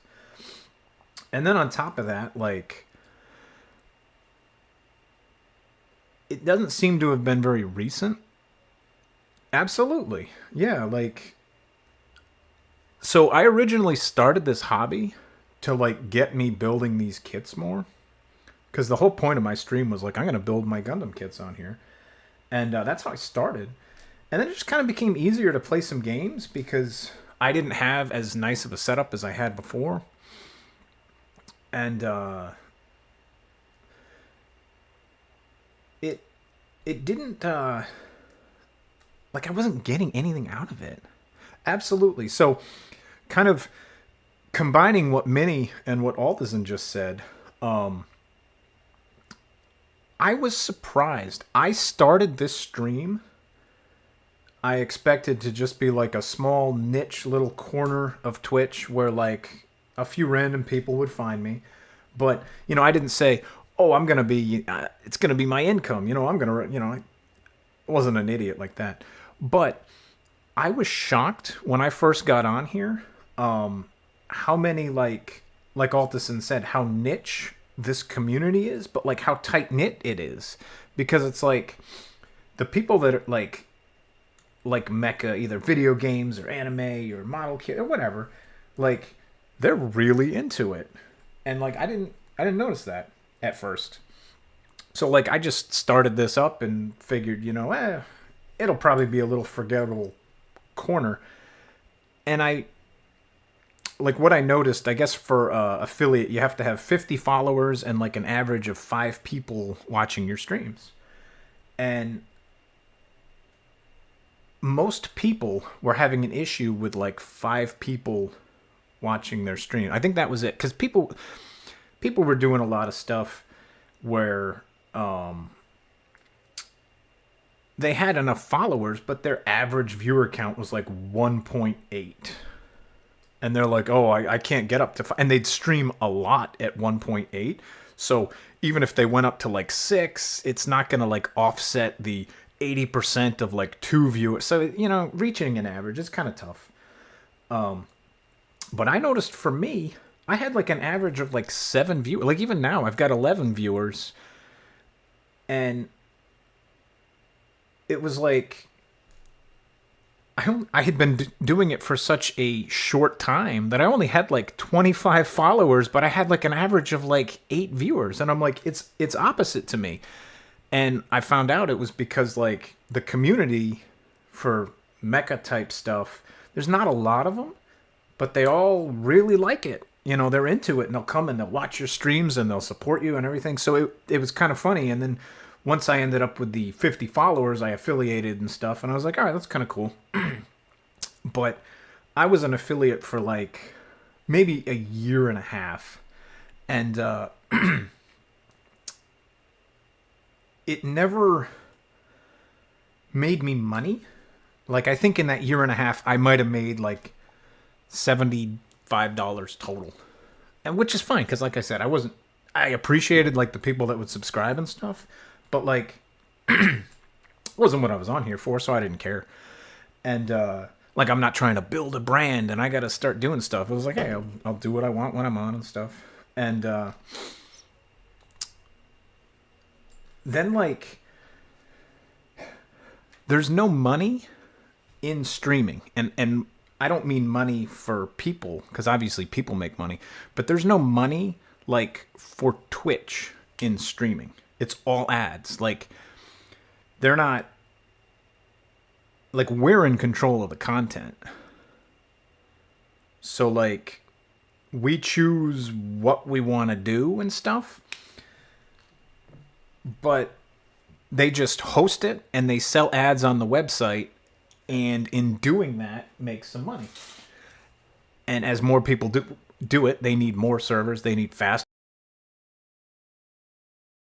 up the ads, and and it was just this cycle where like every time I'd come on, they would send me like advertisements for, or not advertisement, like new term of service. They're like, new rules.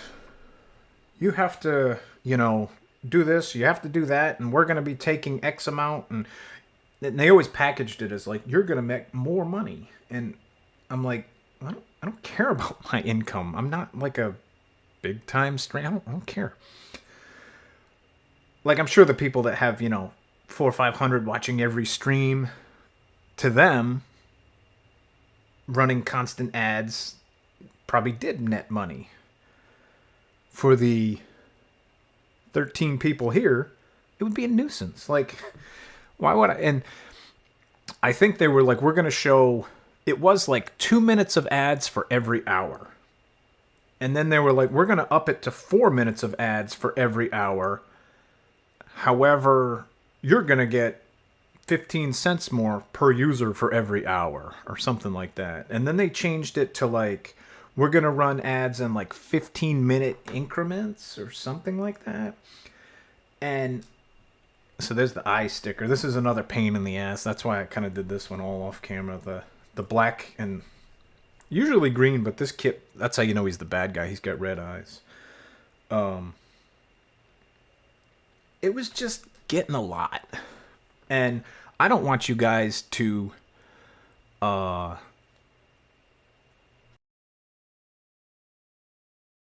don't want that.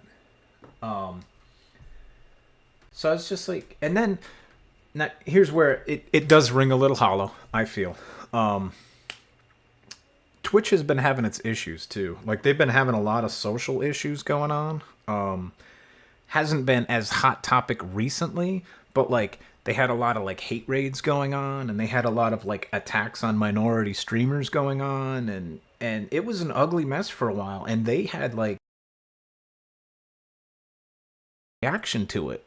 Like, they didn't do anything for like the longest time, and they're just like, oh, we'll give you some tools to ban users. And it's like, it shouldn't be up to us to keep that from happening. Like, you should recognize when one person has made 700 accounts and is like raiding one person's channel. Like, you should use your algorithm to like get rid of these people for us. Thanks, Twitch. But so there was a lot of crap like that going on. And like I said, here's where it kind of rings hollow, because let's face it, I'm a white guy in a small corner of Twitch. It's not a problem that I face. So for me to like stamp my feet and say, you're not doing anything about these hate raids, like, they're not affecting me. So it kind of feels stupid for me to say that's why I unaffiliated. However, it was to kind of it's like Twitter is now. I don't want to help provide like a shithole platform that allows crap like that to like make income off me, right? Like, fuck that. If you can't even like get rid of intentional hateful trolls out, like, get out of here. So it was also part of my reason why I'm like, look, I'm not making money off this. I don't want them to make money off me. Like, I'll use your bandwidth. I'll hang out. I'll chat with people. I'll, watch some of my friends stream. But at the end of the day, like, get out of here. So I unaffiliated. And they tried to, like, really make me reconsider my decisions. They were like, you have $45 that have not been cashed out. You have to get up to like $50 before you can cash that out. And I'm like, don't care, see ya. And then they made me sign some paperwork saying like, I agree that if I unaffiliate, I will be like losing this money forever. And I'm like, yep, that's fine. It's $45. Like, get out of here. And okay, so I was going to build up to something, but somehow they changed it and they were like, oh, like it maybe is an email I ignored or something, but they automatically cashed me out. Like I was sitting at like $75, and I think when they changed the threshold from like 100 to 50, they sent me 50 without even me like telling me, and then I was just sitting on like 25, and I like, you have to sign this paperwork that says, sorry, I'm doing all this work off camera, I realize, but I'm panel lining and erasing, and you can see these two parts next to each other. Here's kind of what I did, and the before and the after. Just kind of makes some of the features pop. I'm still not happy. Got to clean it up a little bit more, but so I signed this paperwork that says, I understand you have $45 and me unaffiliating means I won't collect that money. And I emailed it to him. And then within like 2 months, I got a $45 deposit from Twitch into my bank account. And I'm like, you gave it to me anyway, you fucking liars.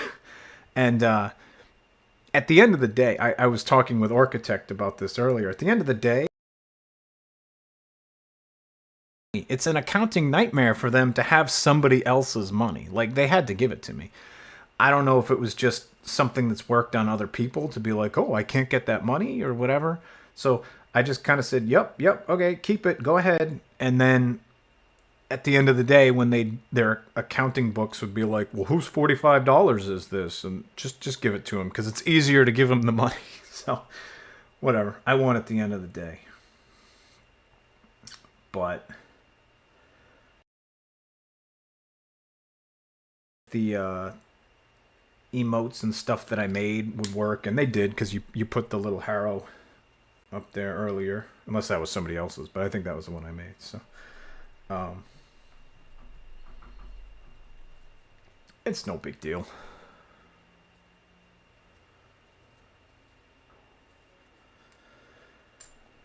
All right. So funny thing about this camera having like a higher megapixel so this is a DSLR camera that I originally had a webcam set up for this when I first started, and Extra Large said, hey, did you think about a DSLR camera, because you can get much higher resolution and megapixel capture is it magnifies stuff so much that, like, looking at this I'm like, yeah, that's pretty good, and then I put it down and I'm like, ooh, I could do better. But I'm never going to see it when it's not like 25 megapixel at 1080p cranking across the net. But I'm happy with it. Like I said, a lot of this stuff's going to get hidden inside the gigantic mobile armor itself. Holy, you said you had the red one? The Neo Zeong?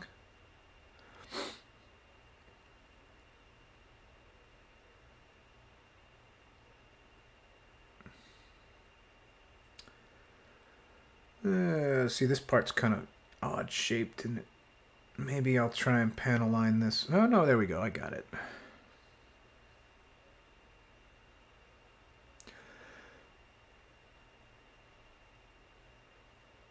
Ooh, slipped there. Oh, man. You sound like me. My backlog is very distinguished. Okay, so obviously, if it's in your closet, you haven't built it yet. I was going to ask what you thought of it, how it built up and stuff. Have you, like, opened the box and taken a look at it, I was surprised at like how big some of these parts were.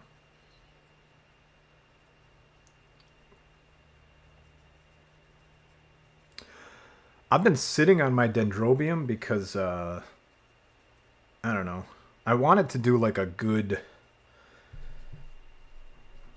job with it, and so the Dendrobium, probably like a 2010 kit, and they use gloss, and it doesn't look that good. So like when the missile doors close, it's like really shiny and it looks like plastic, and I don't like that. I don't know if it's just the type of injection molding, because it's kind of that brittle plastic and it carries a gloss and it looks like this doesn't. This looks almost like matte plastic and it looks really nice. But I always kind of thought like the Dendrobium is gonna look like a toy. Oh man, how many? More than I have on this shelf. I don't know if you're gonna be able to see. Let's try. They're in that closet right there. Let's try. Oh, I got that frame up here. Let's see if we can see. Let's see what we can see. Nope, wrong way.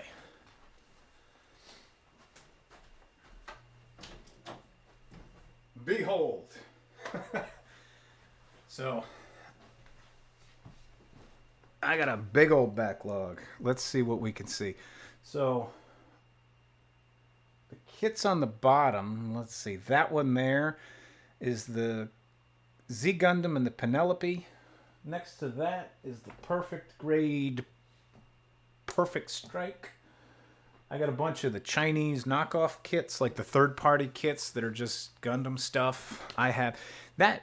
Yeah, it wasn't a dedicated closet. That was a dedicated corner of my room for a while until I started working from home, and I was just like, oh, I got to set up an office over there. I got to put that crap in the closet, and it just kept growing and growing. And I've seen people that have like floor to ceiling, like probably 3 times more than I have. Yeah, people have a lot.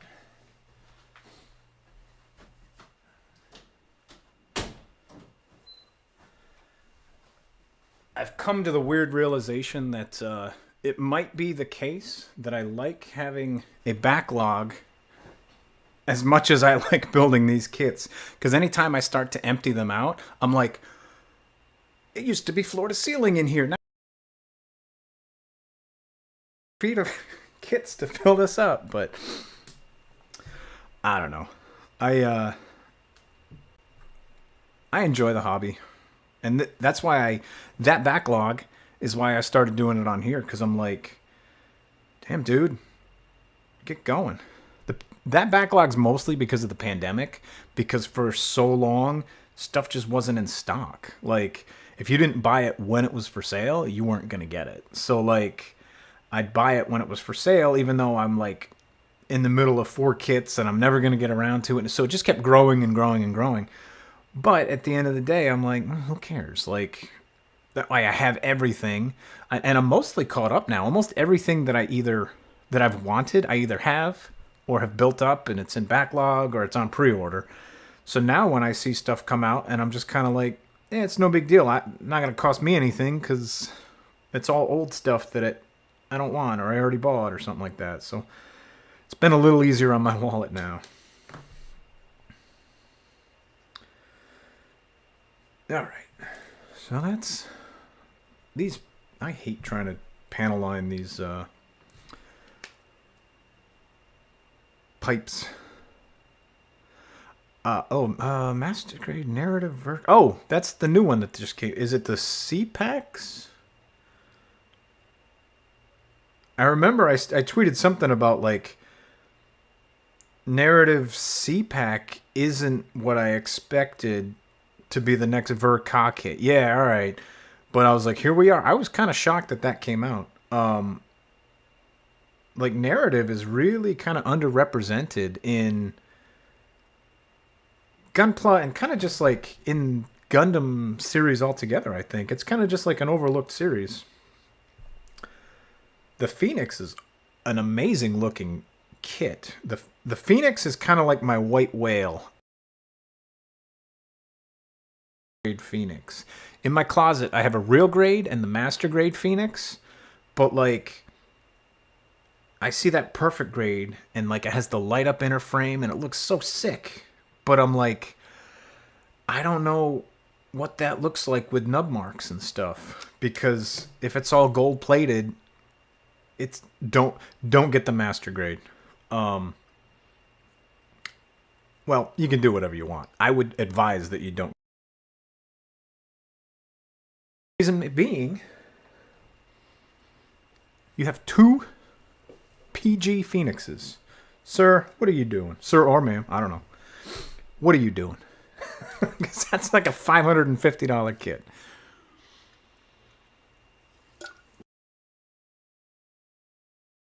Whatever, makes sense, right? Yeah, I pre-ordered one and then surgery in April, which is A, why I stopped streaming for a while, and B, why I canceled my $600 Gundam kit that I didn't really need. Yeah, no, I know you said one's narrative, but I just mean like that's that's a lot of money in kit. Yeah. So why I say don't get the master grade Phoenix. So the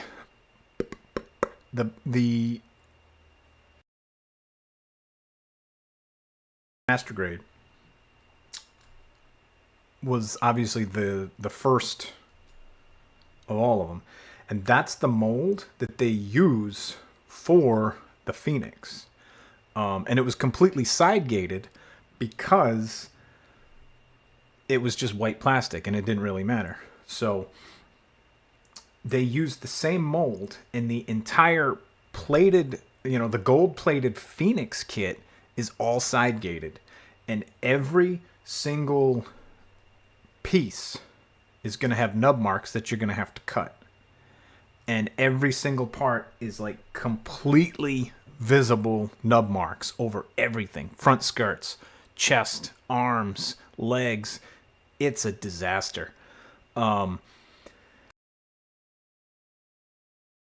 $45 because it's so many parts, and the it's not electroplating, but that's just what I call it. I forget the actual term, but like you spend all that money on a kit to have it ruined by nub marks because they didn't, and we'll just replace the colors, I looked at that one. I don't even know what that's from. Is that from something? Like, Unicorn kind of on me, but I don't know. I think if somebody else said what I'm about to say, like,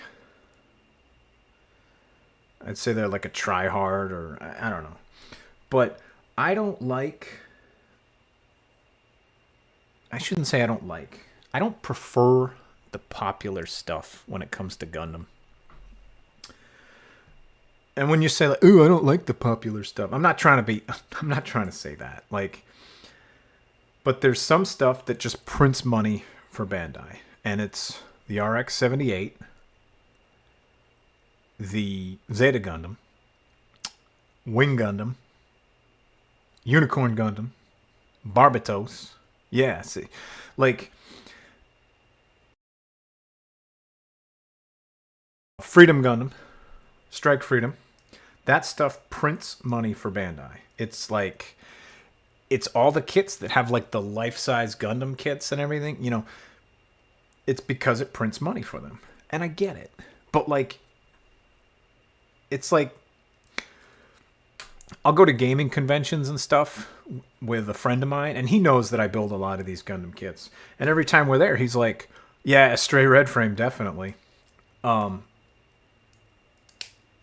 He's like, "Oh, you want to check those kits out?" And I'm like, "Nah, there's nothing good." And he's like, "How do you know? You haven't even looked." And I'm like, "Because I know what's there." Like, I'm like, it's nothing good. And he'll be like, All right, all right. And I'll look, and I'll be right. There'll be nothing good. It'll be those kits that I already listed. I'm like, it for video gamers. If people don't really follow Gundam that much, this is like the equivalent of like going to like a retro game or like a used game store, and it's like the shelves are full of Madden and Grand Theft Auto and Call of Duty and Gears of War. It's just like the crap that everybody who's wanted it already has it and traded it in and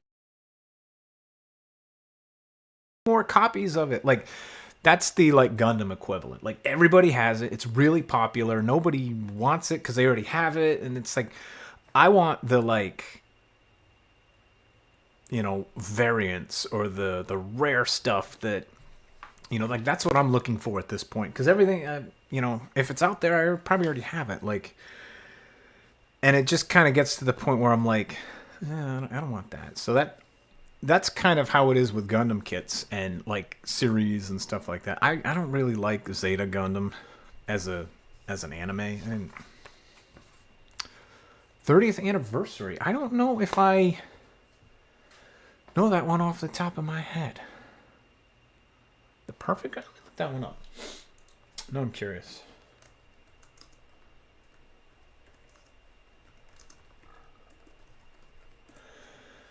Uh, 30th anniversary. What do we got? What does that one look like?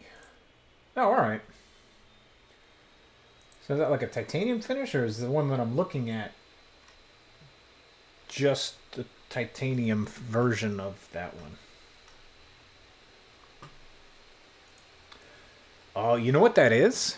That is the perfect grade original one. I built that kit. That kit is janky and old. Kit from like 2003, and like they didn't have a lot of technology in there yet. I do have the perfect grade Unleash RX-78. I love that kit. That kit built so nice. Supposedly the Master Grade Unleashed. Unleashed. No, what is it? Extreme. Master Grade Extreme. It's perfect grade Unleashed. Master Grade Extreme.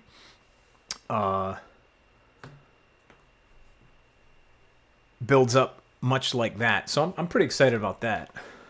What is going on here? My freaking phone is blowing up. Should be. All right, hey, what is up? Morning. Is it morning for you? Because it's early evening for me. Well, thanks for stopping by. Good to see you. So here's what we got done after 2.5 hours. Doesn't look like much. Here we got a torso and we got a head. And much like I said on the other thing, every time I zoom in, I'm like, these panel lines look so sloppy. I gotta clean them up more. But then I look at it in person and I'm like, no, it's just because it's like a 25 megapixel blow up that makes it look kind of sloppy. But that's what we got after 2.5 hours. Now, if you saw some of my older streams, it took me 3 hours to build an entire high grade. And the reason is because, like I said before, I used to cut out all these parts and like have them in little bins. And I do it all like on my own time. And then when stream started, I'd just like dump it out, build the torso. Dump it out, build the head. Now I am building it all on stream because I don't care. Because I don't want to say I'm going to be doing less gaming, but I kind of want to be doing more crafting stuff. So why do the fun stuff off stream when I could do it all on stream?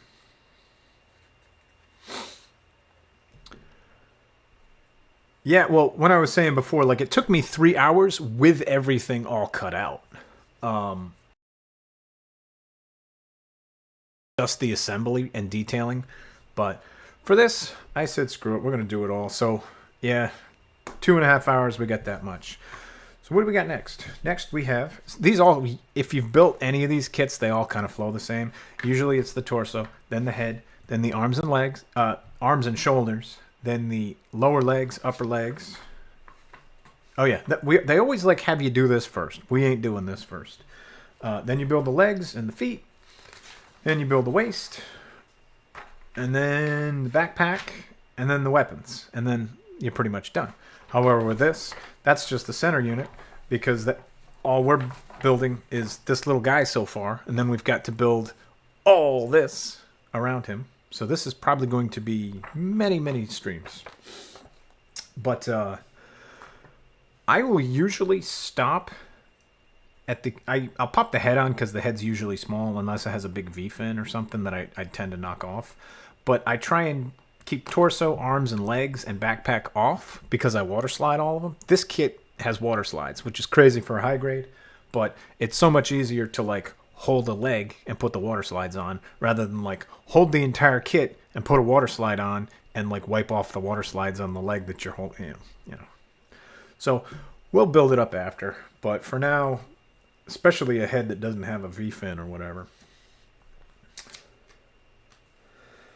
So how much time we got? We got a half hour at least.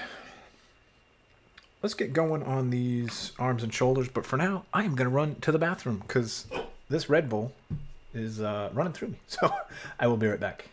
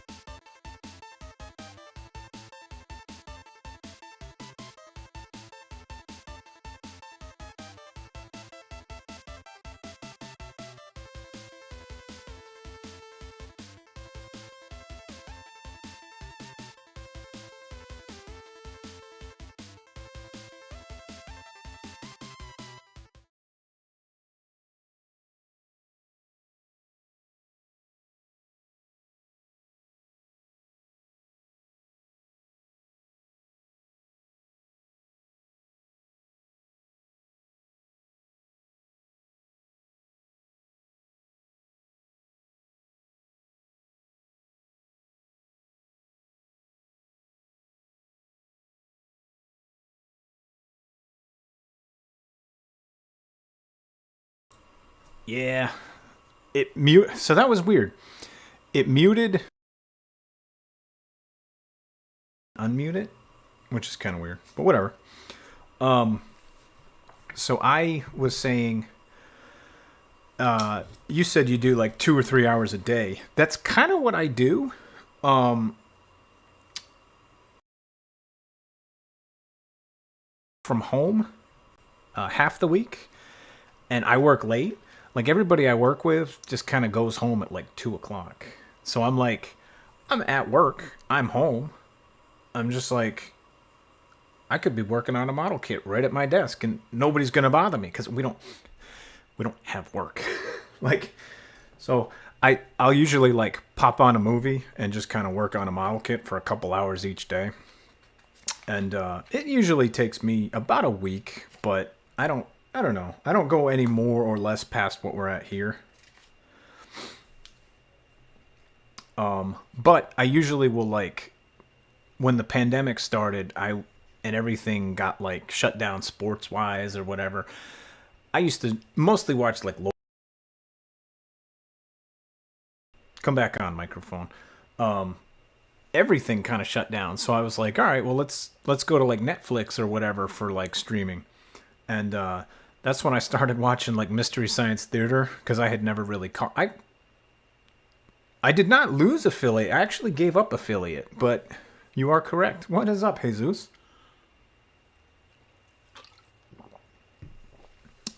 I willfully unaffiliated. So now you got... Yeah, you can do that. You guys don't have to see ads anymore. I did it for you guys.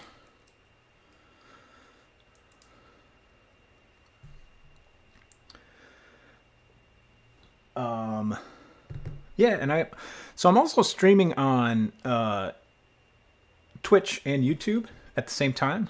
I'm new with YouTube. So with YouTube, the main reason I'm doing it is to document these things because I So I used to have Twitch Prime, so it kept everything I had for like 60 days, or was it like 6 months? I don't know how. Maybe 60 days. All the VODs. And then I gave up Amazon Prime because I'm like, screw Amazon. And then they're like, oh, we get rid of your VODs after like 2 weeks now. And I'm like, well, that's kind of crappy. So now I'm doing both. Most of, like, I have one viewer on YouTube and 11 on Twitch. So it's clear I'm getting more Twitch interaction. And a lot of you guys followed me from last time because I've always been on Twitch. But the good thing is, when the VOD for this goes down, it's going to be all archived on YouTube. That's the main reason I'm kind of like simulcasting. So like if somebody misses a build day, they can go to my YouTube and be like, I can watch the stream that I missed or something like that. At least for sequential stuff where people want to see everything coming together. If it's a video game, it's a video game or whatever. But or if it's like a long RPG and there's like a middle section of story somebody wants to catch up on, it'll all be up there. So I kind of like it. It works so far. I got weird mic issues going on. I don't know if that's because of the simulcast stream or what, but yeah, I think it's a neat way around it. So if you want to watch live on YouTube, you can. If you want to catch up on YouTube, it'll all be up there for you later. Also, I know I asked you this before, and I do apologize, but is it Ev or is it EV? Because I think I've heard Comrade go back and forth, but I figured I'd ask. All right, so we need 25, 26, and a polycap. Ev. All right. We'll go with that then. Because that's what I was going to go with. I was going to say Ev. And then something clicked in the back of my brain because I knew I asked you before and I knew you answered me. And I was like, I don't know what the answer was. All right, 25. So yeah, so I kind of explained earlier, but to the people who asked, I was a Twitch affiliate. You guys helped me get there. And then every time I'd get an email from Twitch, they're like, we're going to be showing more ads. We're going to be doing this. We're going to be doing that. Because they don't make a lot of money off streaming. Like, a lot of people will be on here, and then they got to pack all the streams with ads to make money back. And I'm like, it just ruins the experience. Like, I've been on streams that pause like every 10 minutes to show me like 2 minutes of like Snickers commercials. I'm like, come on, guys. Like, it's just, I mean, now at least they like shrink it and put it in the corner so I can see what's going on.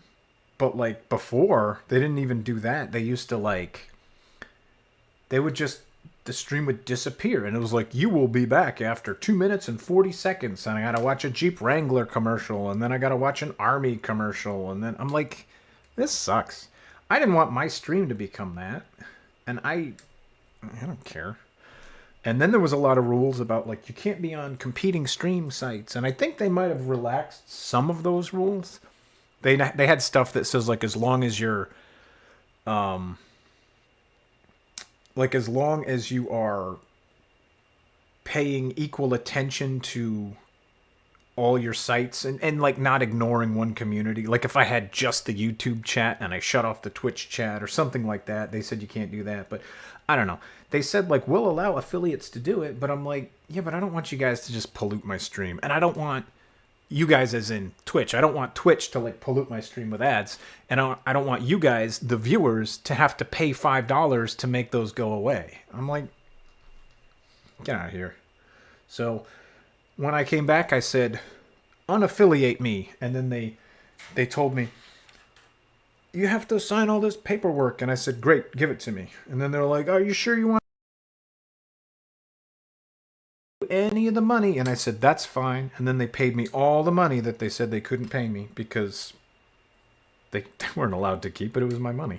They were just trying to like scare me into staying a Twitch affiliate. So the only difference is I lost my channel points, which are channel points. Whatever. Water, you could just tell me that. You don't need channel points for that. And the emotes that I made, yeah, it's very involved. I think it's because they don't want you to give it up because they make money off of you being affiliated, and they don't want you to just like willfully turn it off. But I did have to go through.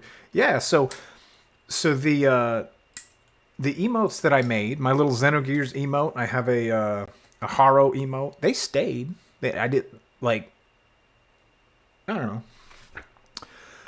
I don't miss being an affiliate. It was absolutely exactly the same for me as it is for now and before. So I'm like, whatever.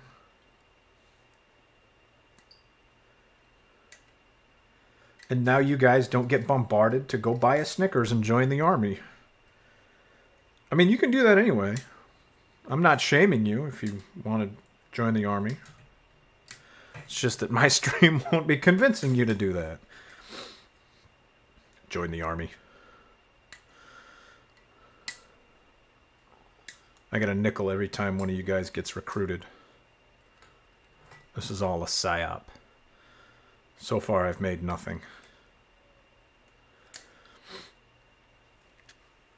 Gotta remember, camera's over here. I'm working in my lab.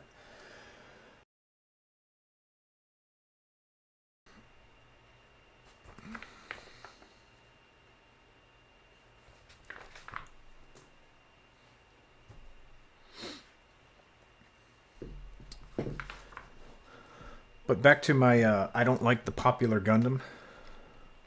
I realize how, like, edgy that sounds. Ew, it's popular. I don't like it. I don't dislike stuff because it's popular. I sat down and I watched Gundam almost start to finish. I haven't watched all of it yet, but I've watched, like, 95% of it. Maybe 90.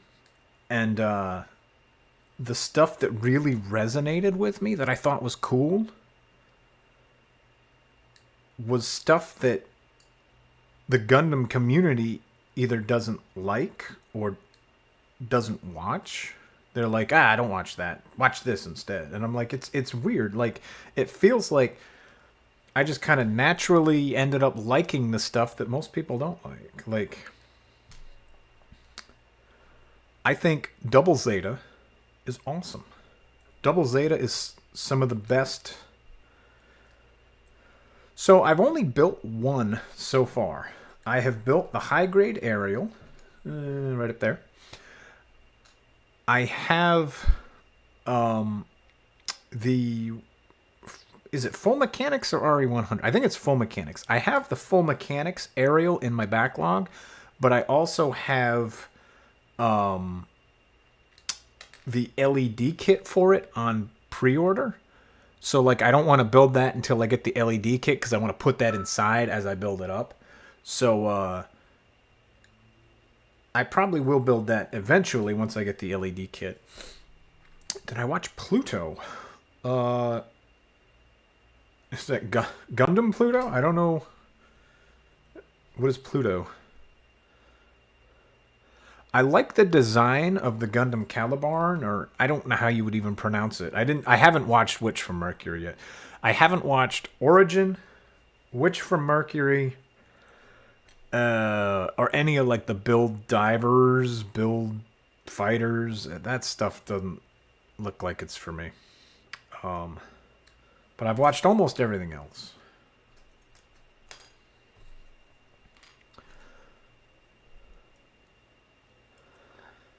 So at the end of the day, if somebody said, well, I guess it depends on the question. I have a favorite Gundam series, and I have the best Gundam series.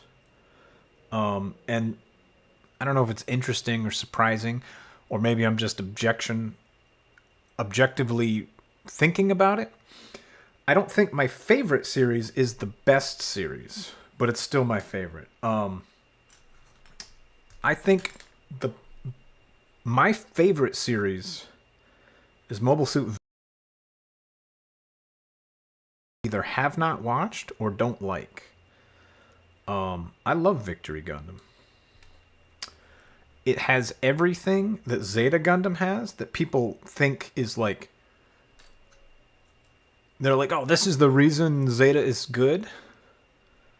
But, like, I think Victory does it better than Zeta does it. Like a gritty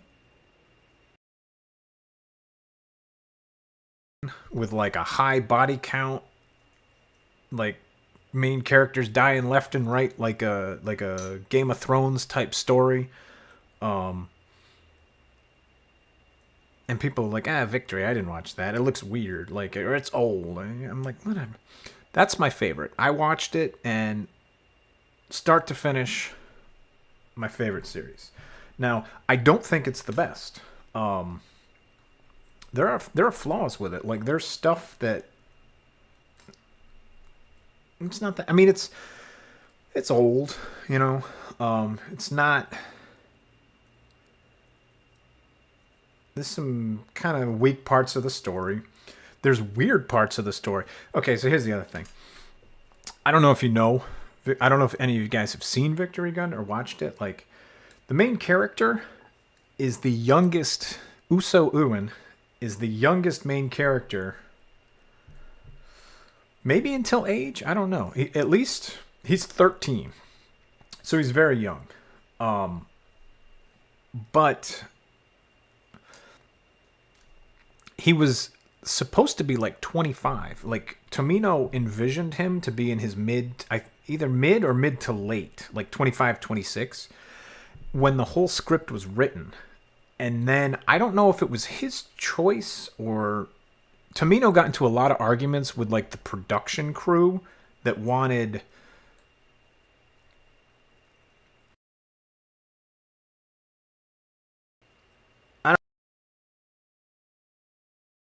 production crew between Tomino and them for all of Victory. So for some reason they changed Uso from 25 to like 13, but they didn't change the script. And later, maybe in the middle of the script, there's a lot of like nudity and sexual scenes with Uso and all these other women who were like infatuated with him. And it makes sense if he's like a 26-year-old guy that like, oh, maybe these women are into him. But like, now he's a child. Pretty much, yeah. Yes, well, the story wasn't changed, but what actually happened was the episode order was changed. Because the production crew, they did it against his will. He was pissed about it. And that's one of the reasons why, like, I read an interview where, like, somebody had him autograph a copy of Victory Gundam, and he was like, oh, you shouldn't have bought this. He's like, this is a bad series. You shouldn't have bought it. Like, the end product, the production crew chopped it up so much on him and edited it, like, after he was done with it, and he hates it so much because of what they did to it. And getting for marketing, essentially. So if you watch Mobile Suit Victory Gundam, it starts at episode 4. Episode 1 is the 4th episode that he envisioned. And it's like a battle going on, and you're just like, what the heck is this? I don't know any of these characters. They're just fighting. And then episodes 2, 3, and 4 are episodes 1, 2, and 3. So the way Tomino envisioned it, you would watch episodes 2, 3, 4, 1, 5. That's the story he wrote. They took episode 4 and shoehorned it into episode 1. The reason they did that was because the Victory Gundam that takes 4 episodes before you even show the Gundam. And he said, yes, I am. Like, it's a slow story. And they were like, we need to sell toys. We need to sell model kits. You're not going to have 4 episodes, 2 hours of Gundam where you don't even sell the mobile suit. And he said, that's the way the story goes. That's the way I wrote it. So after he did that, they chopped all the episodes up, and episode 4 got moved to episode 1 so we could see, oh, this is what's going on. But he's in the middle of a battle, and you're like, who is this guy? Who's that? What the hell is going on?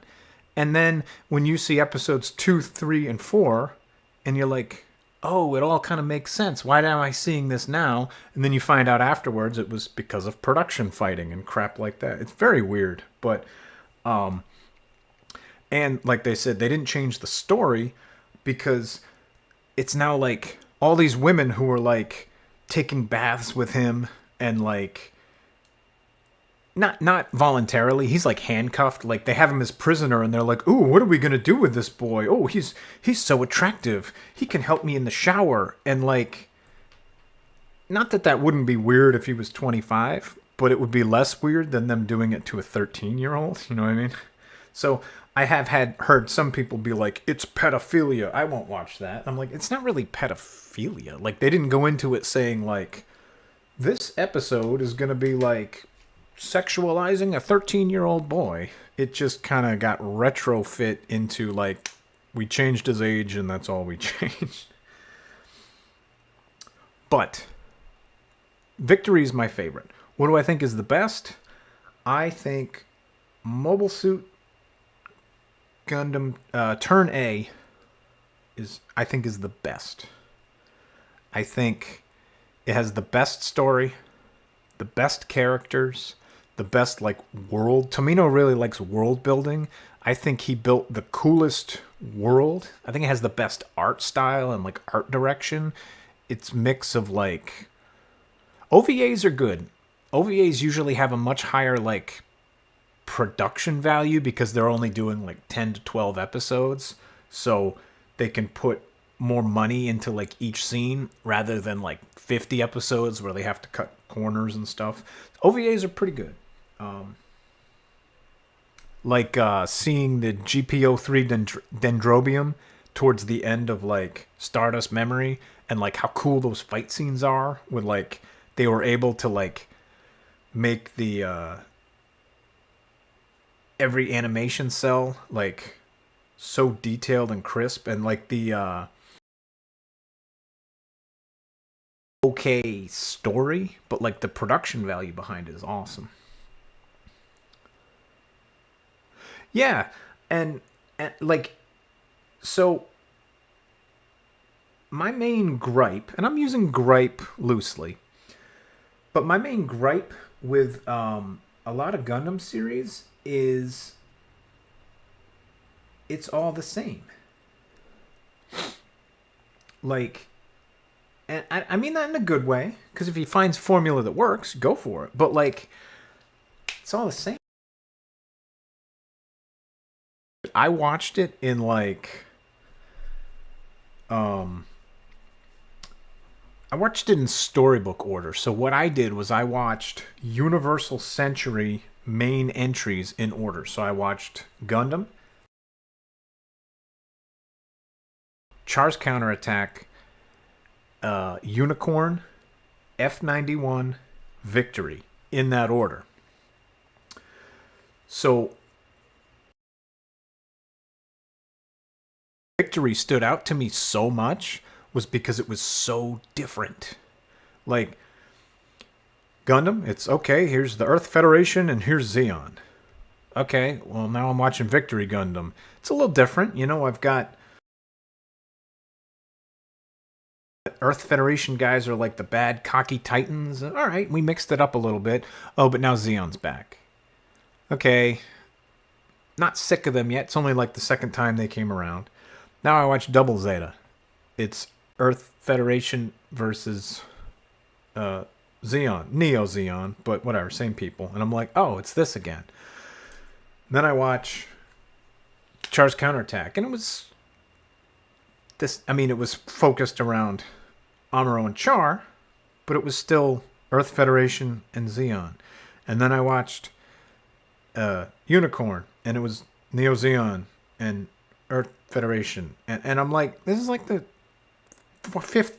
sixth time I'm watching the same crap. Like, give me something new. So F91 comes around.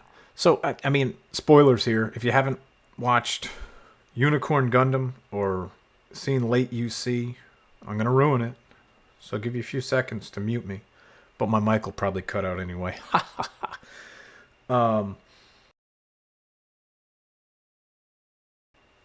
The Laplace's box incident. Yeah, it's been.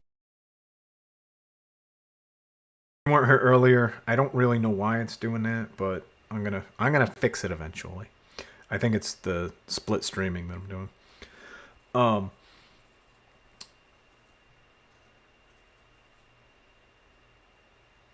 I don't know if it's that, because even right now, I'm still getting like background noise. Like the green bar is still like the computer fan and stuff.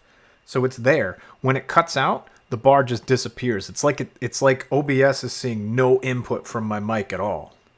So I think it's software related rather than like a setting. But I'll work on it. I do have some drivers that I have to update eventually, so it may be because I updated OBS but didn't update my mic drivers. But we'll figure it out. Yeah, it was like 6 series in a row that was just Earth Federation versus Zeong. And I'm like, dudes, I'm getting bored of this.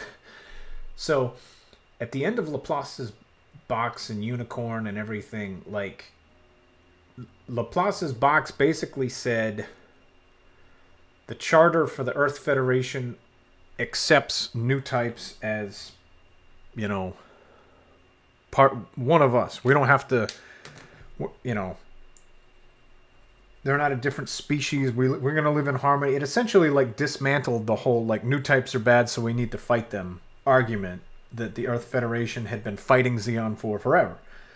And it kind of broke apart the existing Earth Federation forces. They weren't fighting Zeong anymore because they didn't need to, and the war just kind of...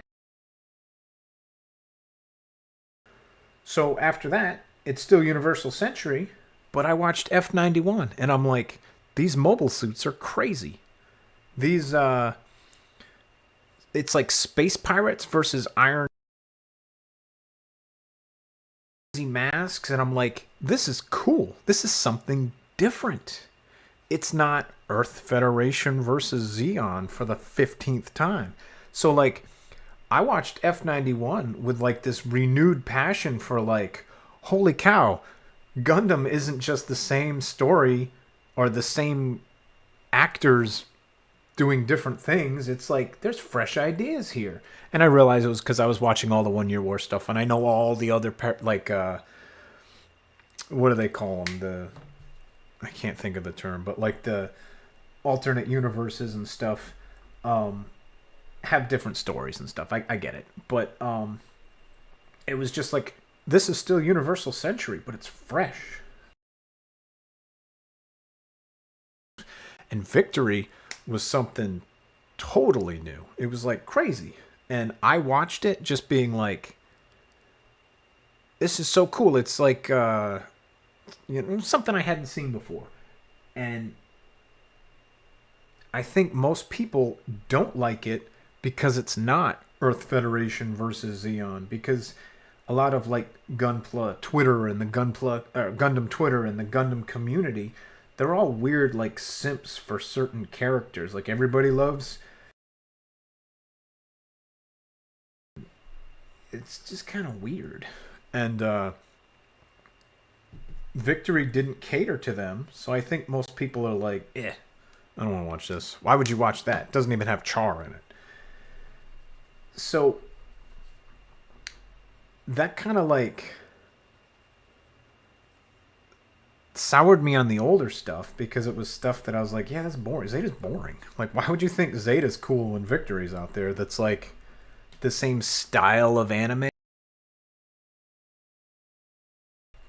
Another go around of the same actors. But I think Turn A is just so good. Like, if somebody had never watched Gundam before, some people would be like, here's the watch order, and they give them like 17 series to sit down and watch. It's like, no, get out of here. If somebody said, I've never watched Gundam, I'm thinking about watching it, what's something that I can watch that I can get like a good feel for what it's all about? Some people say, oh, there's like the 3 movie versions of, you know, the first series. Like, yeah, that's a good option. I would say watch Turn A. Because Turn A's got a little of something for everybody. It feels like a Studio It turned things around. Mayhem Magpie. Oh, I read that really quickly, and I'm like, I thought it said magic, and I was like, it didn't say magic. What did I read? Mayhem Magpie. Thanks for stopping in. Yeah, Turn A was like the world. It feels like a Studio Ghibli world. The best way I saw it described was it's not a anime about Gundam. It's like an anime with Gundam in it. Like the whole story is not like it could be told. You know, there's like a whole world around it, and it wasn't just like, well, they've got this mobile suit, and you know, it was a story that was more about like it was more about the actors and the characters and the world and the mobile. But it was. Oh, nice. Yeah, I was hoping it put me on crafting. I'm using a different plugin for OBS, and originally it told people I was playing Xenogears because that was like the last thing I was playing on here, and I was like, oh, I gotta get that set to back to crafting. But that's good. Your Phoenix. Which Phoenix? We were discussing the Phoenix a little earlier. Yeah, I have not seen. I always want to call it Pat Labor. I don't know why. I would read that and I would just be like Pat Labor, but I think isn't it just Pat Labor?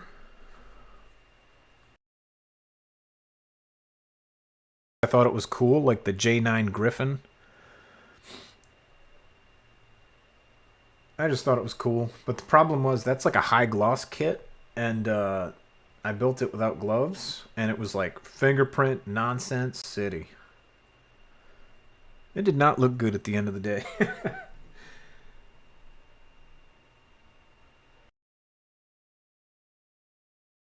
Very well.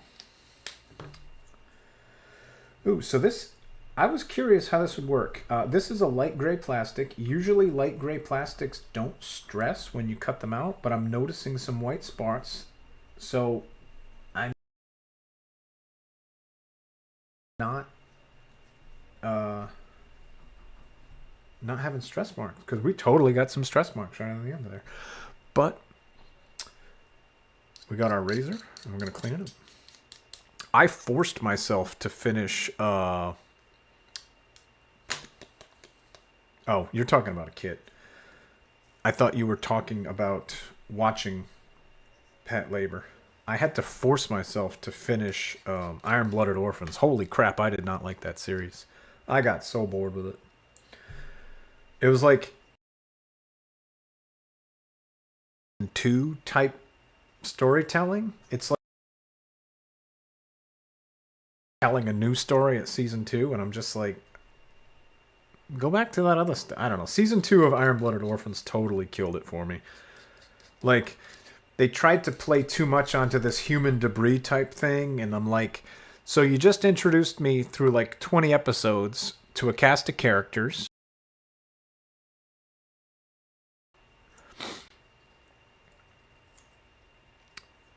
Three Fat Cooks.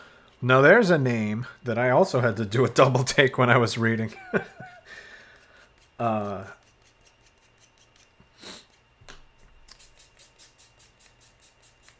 Yeah, like they eventually got around to the story, and I got it, but it was like they tried to like tell a tale.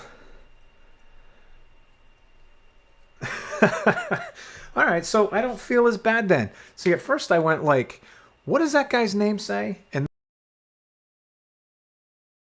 I thought that's what his name was. But now I know I'm not alone. So I don't feel like a degenerate. So thank you.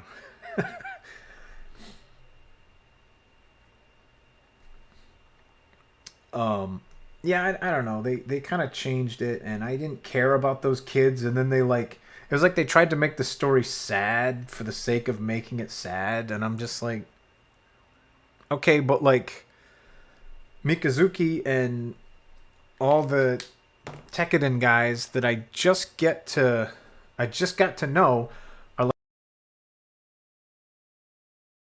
and I'm like, oh, so the guys who spent the entire first season breaking the rules and doing things their way now aren't going to land because they don't have permission to land. So we'll tell a story about these two kids that I don't care about for 8 episodes. They kind of lost me at that point. I don't know. Narrative was something.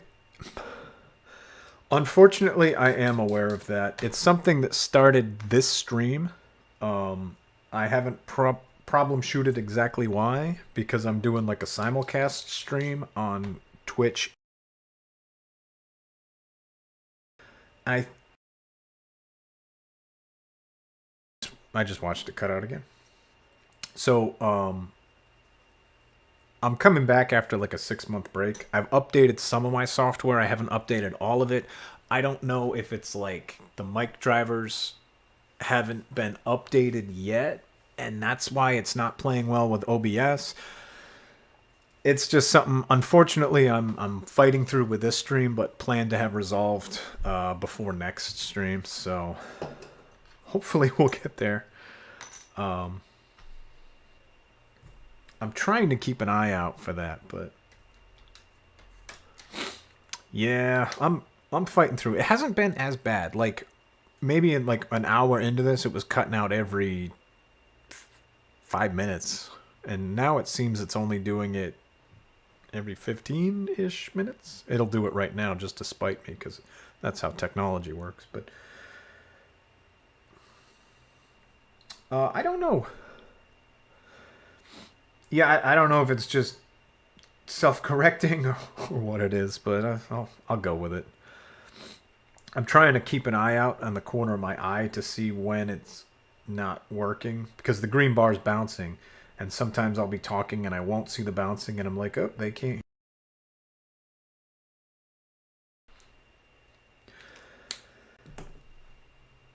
I don't know. I watched Narrative somewhat recently. Yeah, thanks. I did that almost on a whim. I bought the shelves just because I wanted to like display my kits, because I just had them all over the place. And then when I put it there, it was so dark. Like, you know, so many cubbies and the roof directly overhead. I'm like, I can't even see them. So I thought about the LEDs. And it's the kind with a remote, and I can change the color. And the problem is the remote sensor fell down in the back, but you know, you can change color. I actually really had to work at this because these LEDs flash at a different frame rate than my camera is picking up. And it was like nonsensical strobe light blinding out everything. So I had to like tune the frame rate of my camera to match the strobe light of the LEDs, so people weren't just like the fighting seizure robots from The Simpsons there. But they're pretty cool. I think it was just Amazon. It's like a tape. I had to figure out a pattern that was like back and forth, and then got to a part where I could go back and forth the other way.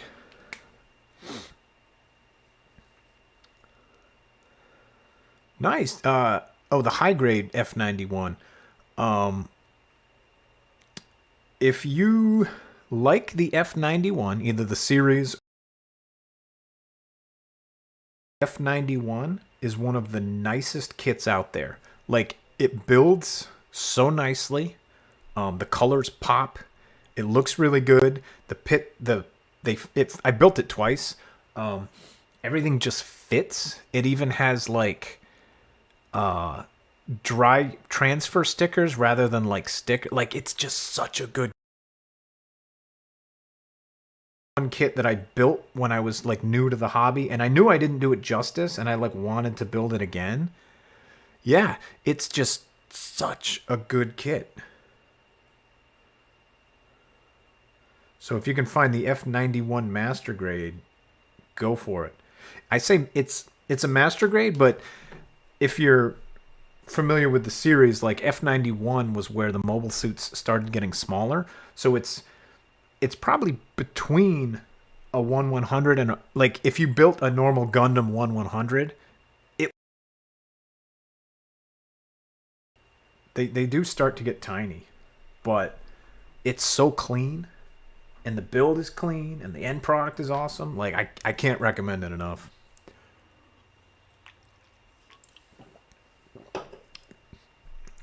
All right, what are we doing here? So we have all the parts cut out, cleaned up, detailed up enough. Just enough to get some pop. Now, we put this in here. Oh, that's like the shoulder flappy. Okay, so to answer your question, I don't know if I'll be getting the narrative C-packs. Maybe. Like, I don't dislike the series. Like, I thought it was cool. But it wasn't something that I was just like, ooh, I gotta get that the second it's available. I might. I do like the Verkot kits. When I first started, I tried to build a Verkot kit, and it was just like, I was above my head. It was like too much for me. But now that I've kind of gotten a lot more experience with building, I really have learned to appreciate Verkot kits. I do not appreciate the 75,000 little like warning water slides. I know you don't have to do them, but part of my brain says they're in the box. They're part of the kit. Put the water slides on. So I do it. But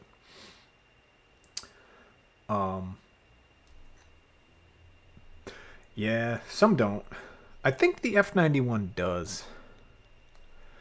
So you'd be surprised. And I'm not. I realize that almost sounds insulting to be like, oh, trust me, it's not above your skill level. That sounds so condescending. So why I don't think it's above your skill level. Yeah, post whatever you want.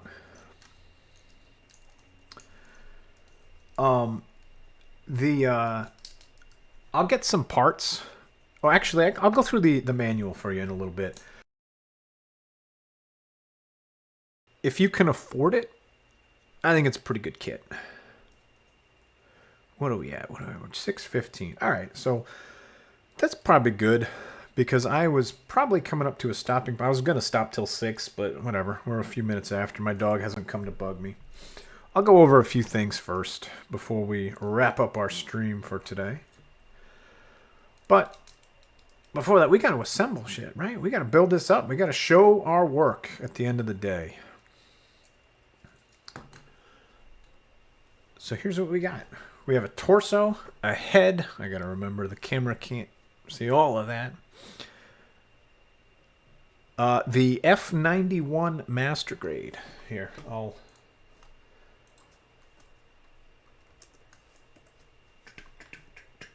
I don't know what website you buy from or whatever. I am just going to pop a USA Gundam store link in here. This kit is so clean. It's so good. It's so good. The F90 is cool too. I have an F92, which is funny because it's not F92. It's F92. So I have an F92 right up there. And that's the modular kit that Altazan was talking about. All right, let's check this out. Oh, cool. Yeah. So that was kind of how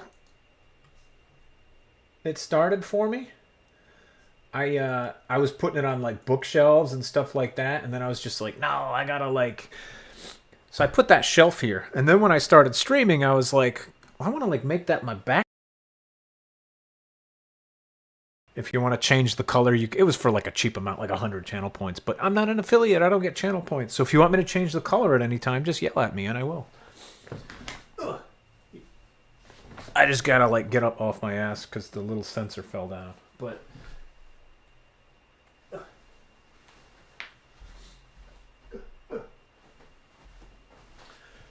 you know, we can get all kinds of colors. I mean, I can set it up to like strobe between 7 different colors, but I don't really want you guys to deal with that. And yes, we are making progress. This is 3 hours and 15 minutes of talking and building at the same time. But this is probably about as fast as I go when I'm working on my own too, so it's not that bad. Yeah, so this was like an Amazon kit. It has, you know, oh yeah, over here. You can change it to different colors, different. You can make your own colors if you want, like the RGB settings, and you can set it to cycle and stuff. So before I would like game during the week, and then on the longer streams on the weekends, it would be like a 3-hour build. But like, yeah, he's got little red eyes. Most of the time you can't see it because we're all, it's all edgy and they got like a low brow, so it's tough to see because you'd see it from like this angle and you don't really see it. But he kind of rocks back a little bit so we can see his sensitive side. So, but yes, he's got his eyes poking out.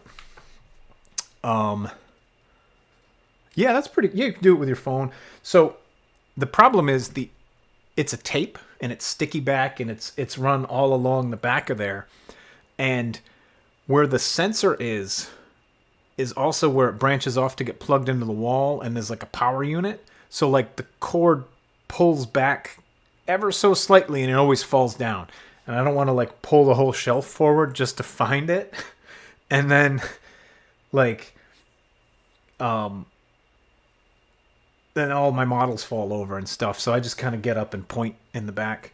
And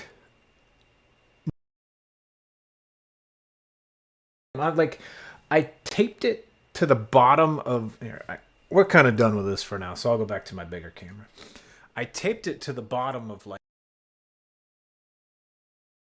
just falls back all the time and it annoys me. But not that I think I have the same type of tape that you have in your pictures, where like it's individual lights all along a strip. But what I like about how I have it, it's maybe like 3 inches away from the wall. So like the light, rather than seeing individual lights, it's all just diffusing against the wall and like reflecting back. So it kind of has just like an overall glow, rather than just individual light. I think it's kind of cool. That was completely on accident. I thought I was going to get like the spotty lights, but the way it came out like that is pretty cool. And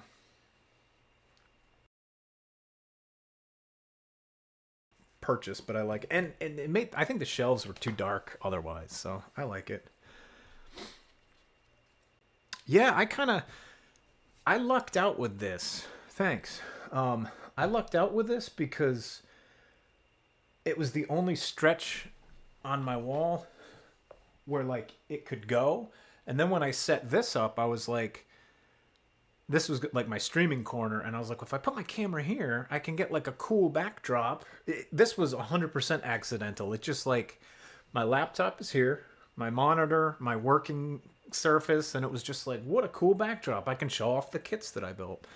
So as I was saying before, usually I just work, I craft on the weekends, and I would play games and stuff during the week. I kind of want to flip it around. I started this whole channel with like crafting and building these in mind, and I want to do more of that. Sewing machines, I can imagine being a lot harder to move around and reposition. Those are a little bulkier, a little heavier. You gotta like put those where they need to be, almost, or where you can work around it, rather than like put it in a corner. And like, I remember my mom and my aunt were both in, they always used to make like quilts and blankets and stuff, and they would always do like the sewing machine in like the middle of our kitchen, like on the island, because then they could just like feed stuff through and it would like fall through and pile up on the other side. I'm like, yeah, you couldn't do that like I have it, and it would just be all piling up off the desk or something. Those you gotta kind of strategically put down. So, who was it? Was it F that said, let me scroll up at all those links. Okay, yeah, it was. Let's go back to my build camera. Oh, we're still on the zoom in. Let's zoom out. Zoom out. I command you.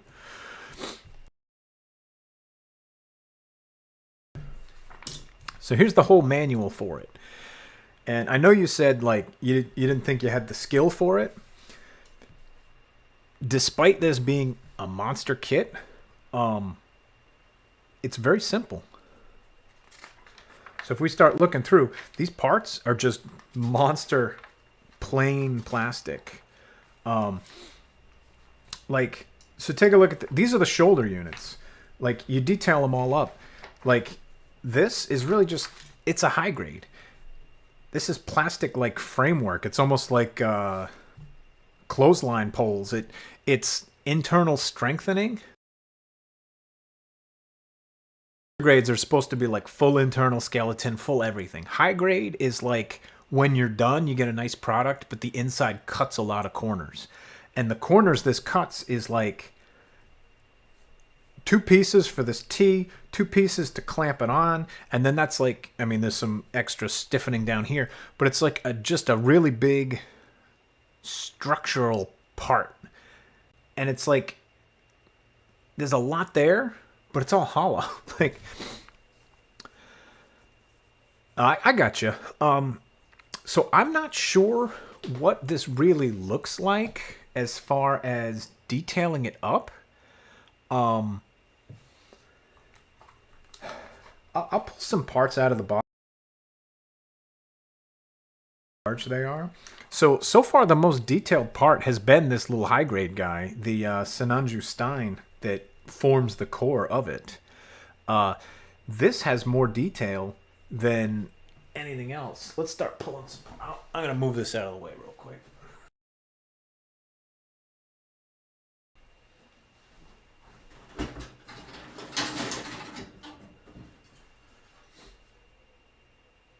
Who could I grab? Who could I easily grab?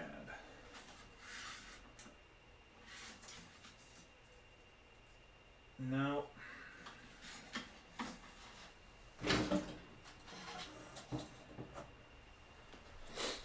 Alright, I'm gonna grab this guy.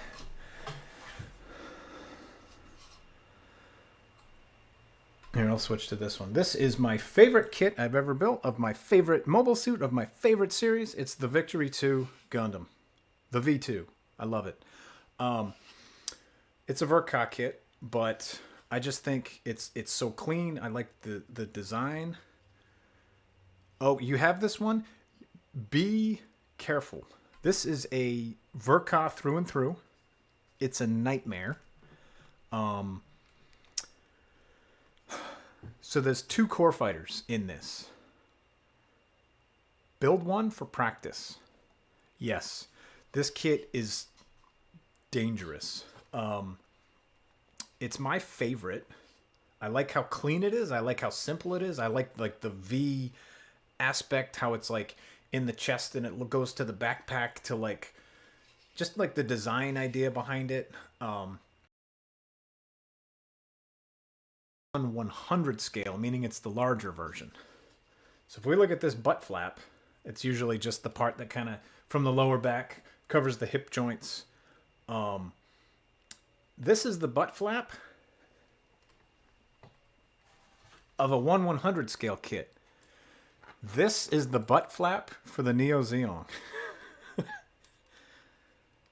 I mean, it's the same thing. It just kind of covers up the hip joints, but you can see the size.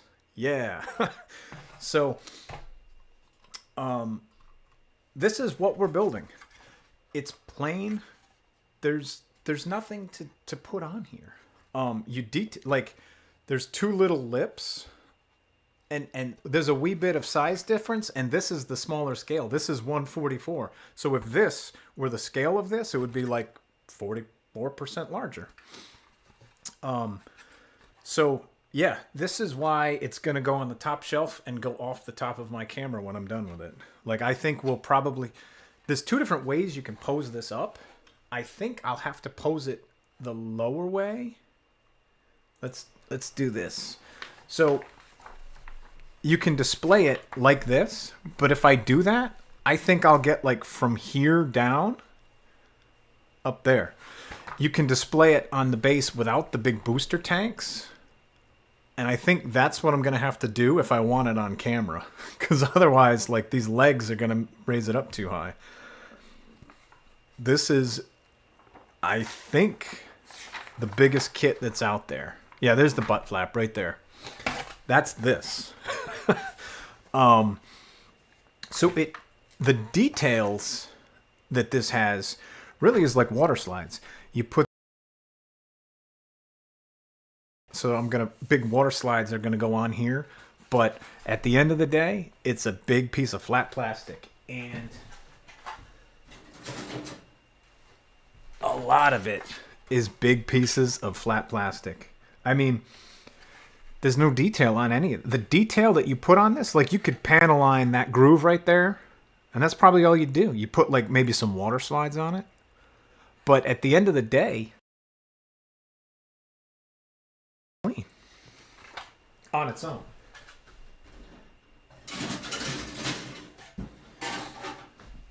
And for those of you who were not here earlier on,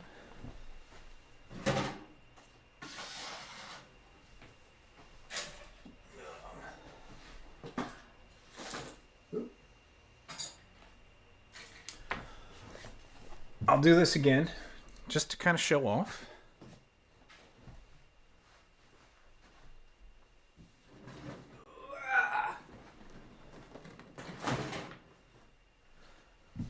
That is the box that the Neo Zeong comes in. Actually, two boxes. It has box A and box B.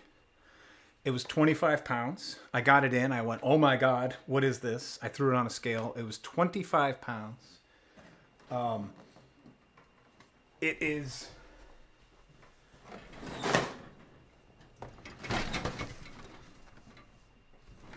a whole bunch of plastic runners. Really big parts. This is why I said when I want to come back, I want to like make a grand return to streaming. I'm gonna wait till this kit comes in and we're gonna build it up. It's like those old G.I. Joe toys from the 80s. I don't know if any of you guys are old enough to remember that stuff, but like the old G.I. Joe toys came in huge boxes and you had to build them. Sorry, that noise is probably awful. Plastic scraping on cardboard.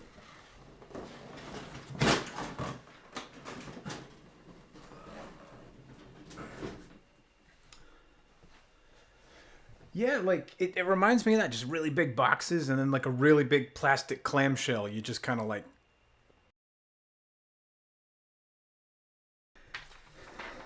But yeah, so this is just like a lot of water slides. I mean,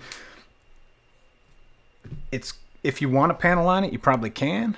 If you don't have to. If you want to water slide it, I've seen pictures where people just straight up box build it. They don't even put the water slides on it, and it looks good. Like, just the one dog, but she's doing all right. She's in the other room sleeping. Hasn't bothered me yet, which is kind of rare for her. Yeah, she is. So a bit about that. I stopped streaming in April of this year because I live alone. You know, it's just me and my dog. And she had knee surgery. She blew her knee out. She's a tiny lab.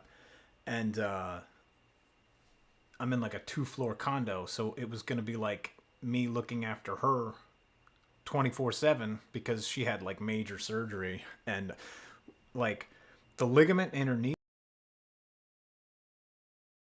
they go in and they intentionally like cut the bone off and rotate it and then pin it in a new position. So they break the knee essentially, but it allows the ligament to heal. And it was like $6,000, and the money's whatever. I had it, you know. I'll pay that for my dog. But it was just like, yes, the cruciate ligament. Yep. So I have a neighbor who's got like a big golden doodle who plays too rough. He meant well, but he came down right. She's only 30 pounds. She's tiny. And he came down right on her, and she's like a third his weight, but she was like snapping and biting and fighting him, and she wouldn't use her leg after that. And I'm like, something happened. And yeah, it was a torn cruciate ligament in her knee, and it was like $6,000 to fix it. So I had the surgery scheduled for April, and it was just going to be like me looking after her. And I didn't want to be like sitting here on stream for like 3 or 4 hours a day, like, oh, you do what you do, you know? So it was kind of I didn't want to ignore her. So I just kind of put my stream on pause for a while. She healed up good. She was good It took her longer to like start using it again, but it's more about them having to trust their leg again because she picked it up. Baby, what is up? Also, I realize you're fresh macaroni here. Tell your daughter you love her. I think she's asleep, but I will tell her.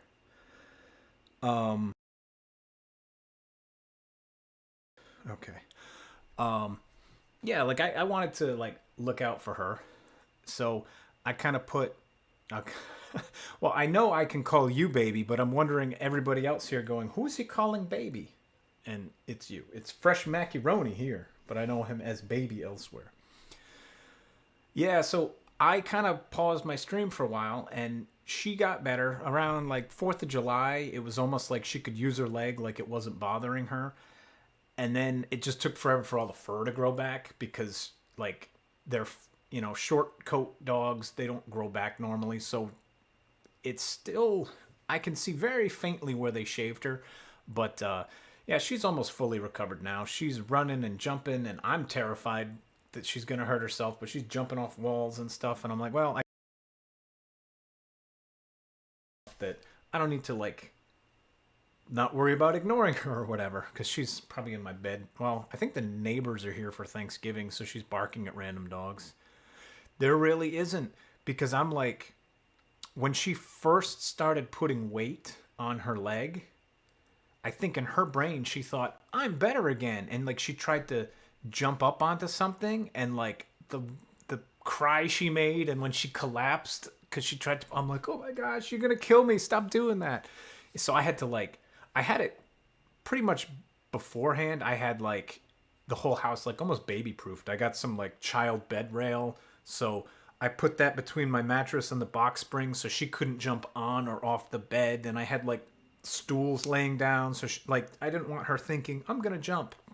And I think it was the couch. She tried to jump on the couch, and just like pushing off the knee, she just totally collapsed. And I'm like, oh my god, you're gonna drive me nuts. So yeah, so I took the spring and summer off, and she got better. And I after like 3 months of like not streaming, I just kind of got lazy and was like, yeah, whatever. I was like, I'll get back to it. And so, it gets dark pretty early now, especially that we set the clocks. And I'm like, well, I'll be in. It'll be dark. I'll get back to streaming. And I planned on doing it sometime in September, and I don't remember what happened. But when I got my shipping notice that this kit was coming in, I was like, well, what better? Just reboot my stream, get that going again. And first thing I'm going to do is build up this ridiculously large kit. So this piece, here, I'll do it this way. This piece that we built up today, this is everything we did. 3 hours and 15 minutes. Let's just call it 3 hours. If you look at the overall kit, without the glare, please. There's the guy. There's the head. There's the torso. There's one shoulder. There's the other. That's all we've accomplished today. So that's all we have left to go. So as you can see, there's a lot of plastic there. So we're getting there very slowly. So for now, I think my streams are just going to be, yeah, it is mostly empty inside. It's tons of empty with some fancy like bolt-on parts at the end. I also have the high-grade dendrobium, which is just as, it's not tall. I have that, and there's a lot of detail inside that because it has missiles and, let's see.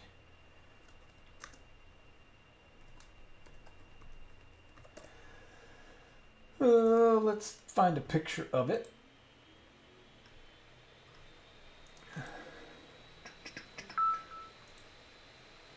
Well, that is all aftermarket. I don't want to show you that because you'll think that's what I'm going to be building up. Here it is. Here, let's open this up. Give me a picture. So this kit is in my closet, and it is also going to be built up at some point. Maybe on stream, who knows? As tall as this kit is, that kit is long, and it's mostly because of that gigantic cannon. But the backpack opens up, and all the missiles come out, and it's all fully detailed in there. It is very detailed inside of that thing. And it's an old kit. I was saying this earlier. It's an old kit. And what I like about this, that big butt flap piece that I had, it was matte. It looks like just plastic and gray. The dendrobium is older plastic. It's a little bit brittle, but like it reflects the light. And when you look at it, it looks like plastic. And you can almost see like, you know, when they do like the egg crate thing to like strengthen it, looking at the front, like when the light hits it, you can almost see like the plastic molds, not molded through, but like where it's thicker and thinner. And I'm like, it looks plastic. I don't dig that. Like, I don't want a kit that looks like, I feel like I'd have to paint it, or I'd have to at least top coat it or do something to try and help out. And I don't have the tools to paint yet. I want to get like an airbrush and all this other stuff, but then this is not a place to airbrush. I've got a TV and a camera and a computer. Like, I'm not going to be like, oh, casually airbrushing and covering my mic and my monitor with paint. So like, I don't know. I'll figure something out, but so what's what?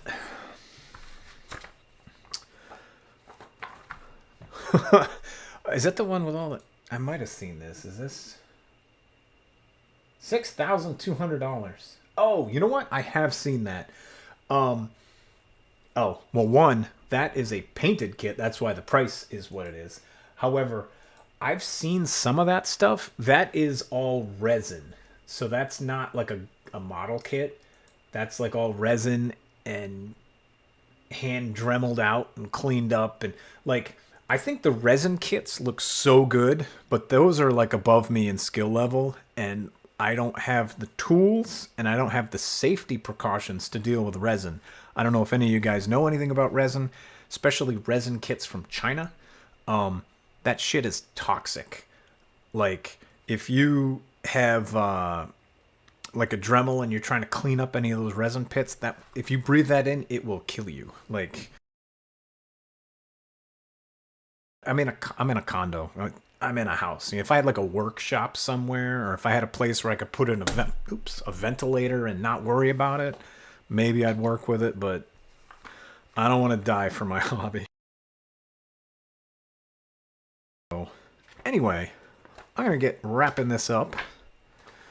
Maybe ventilation. Maybe they could have something like that. Yeah, I think the resin just going outside is probably okay. Like if it just goes into the woods, I think it's when you breathe it in that it's the big problem. But I do think I am going to start wrapping this up for now. I'm sure the dog wants out. I will tell Coda that you said hi, baby. And yeah, it was kind of cool. It was good getting back into this. I had a bigger audience than I thought I might, but that's pretty cool. I got some old faces. I got some new faces. I'm just happy that there's some chat going on, because sometimes when I first started doing this and I don't know if I wasn't, because I know I set it for like makers and crafting, which is what brings a lot of people in. I didn't know what to pick for like a topic, and like I don't think I had one. I sat and like built a kit in silence for like 2 hours one time. It was just like nobody was here. It was funny. So it's definitely cool to have, you know, people to chat with and work on. So I appreciate all you guys, the old guys, the new guys. I was kind of saying, I think for the next several streams, we're just going to be working on this, because I got a lot of plastic, and I thought maybe I could like, I'll work on this on stream, and then I'll work on my own kit in the off time, and maybe I'll get 2 going. This kit takes up this entire table, that entire floor. It ain't happening. No, I definitely appreciate that follow. So my schedule going forward is going to be like today, Saturday, 3 to 6 Eastern. And I think I used to do Tuesday, Thursday, but I'm going to do Tuesday, Wednesday. Tuesday, Wednesday, it's going to be 5:30. Saturdays, it's going to be 3 to 6. So we are going to be back giving this guy the rest of his arms on Tuesday. So, and I'm on Twitter. I think I have my Twitter handle Retro Mecha TV on there, but Twitter's a dumpster fire that kind of gets worse every day. So if you're not on Twitter, I don't blame you. I'm on Blue Sky, but that's kind of just trying to take off now, and it's a nicer community, but there's not a lot of people there. If you want an invite, I still have like 5 left, so I can get you on there if you want. But it's kind of like Twitter was like 10 years ago before all the bots and the political trolls and the bigots took over. So a little nicer place to be. But yeah, so I'm on here. I just recently started my YouTube channel that I'm doing a simulcast stream for. The main reason I'm doing that is because Twitch only holds my VODs for 14 days. YouTube will keep them forever. So if you guys like what I'm doing and you want to follow along, and you miss a stream, and you don't want to be like, oh, how did we get from this little guy to having this guy on his desk? They should all be up there. Yeah, just as Altison said, it'll be an archive. So if you miss something, you can go on there and you can catch it, and it'll be there forever. Minnie might know, because I know you stream on YouTube more than I have. This is my first time. Did the YouTube VODs save the chat? I don't think they do. Or at least the way I had it set up, it didn't look like stream where I was just typing and chatting and stuff, and like on Twitch, just to make sure everything was working. And when I watched the VOD on YouTube, I didn't see the chat. I think you only get the chat when you're watching live, maybe. And then if you watch the VOD, you don't get to see. Okay, I'll look into that then.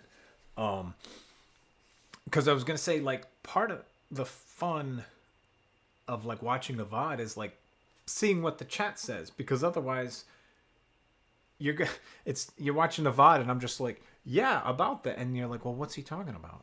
I'm missing the other half of those conversations. So I will.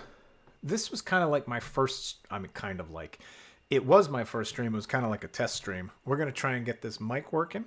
We're gonna be able to not have to worry about that. We're gonna get the text at least on the YouTube. We're in a good spot. We're getting there. We're back to this. So the follow mayhem. I think that's it. Yeah, I'm pleased I'm back. I'm happy with the progress we made, and I'm gonna get back at it on Tuesday at 5:30 Eastern time. So I hope to catch you guys there. Otherwise, thanks for watching and have a good night.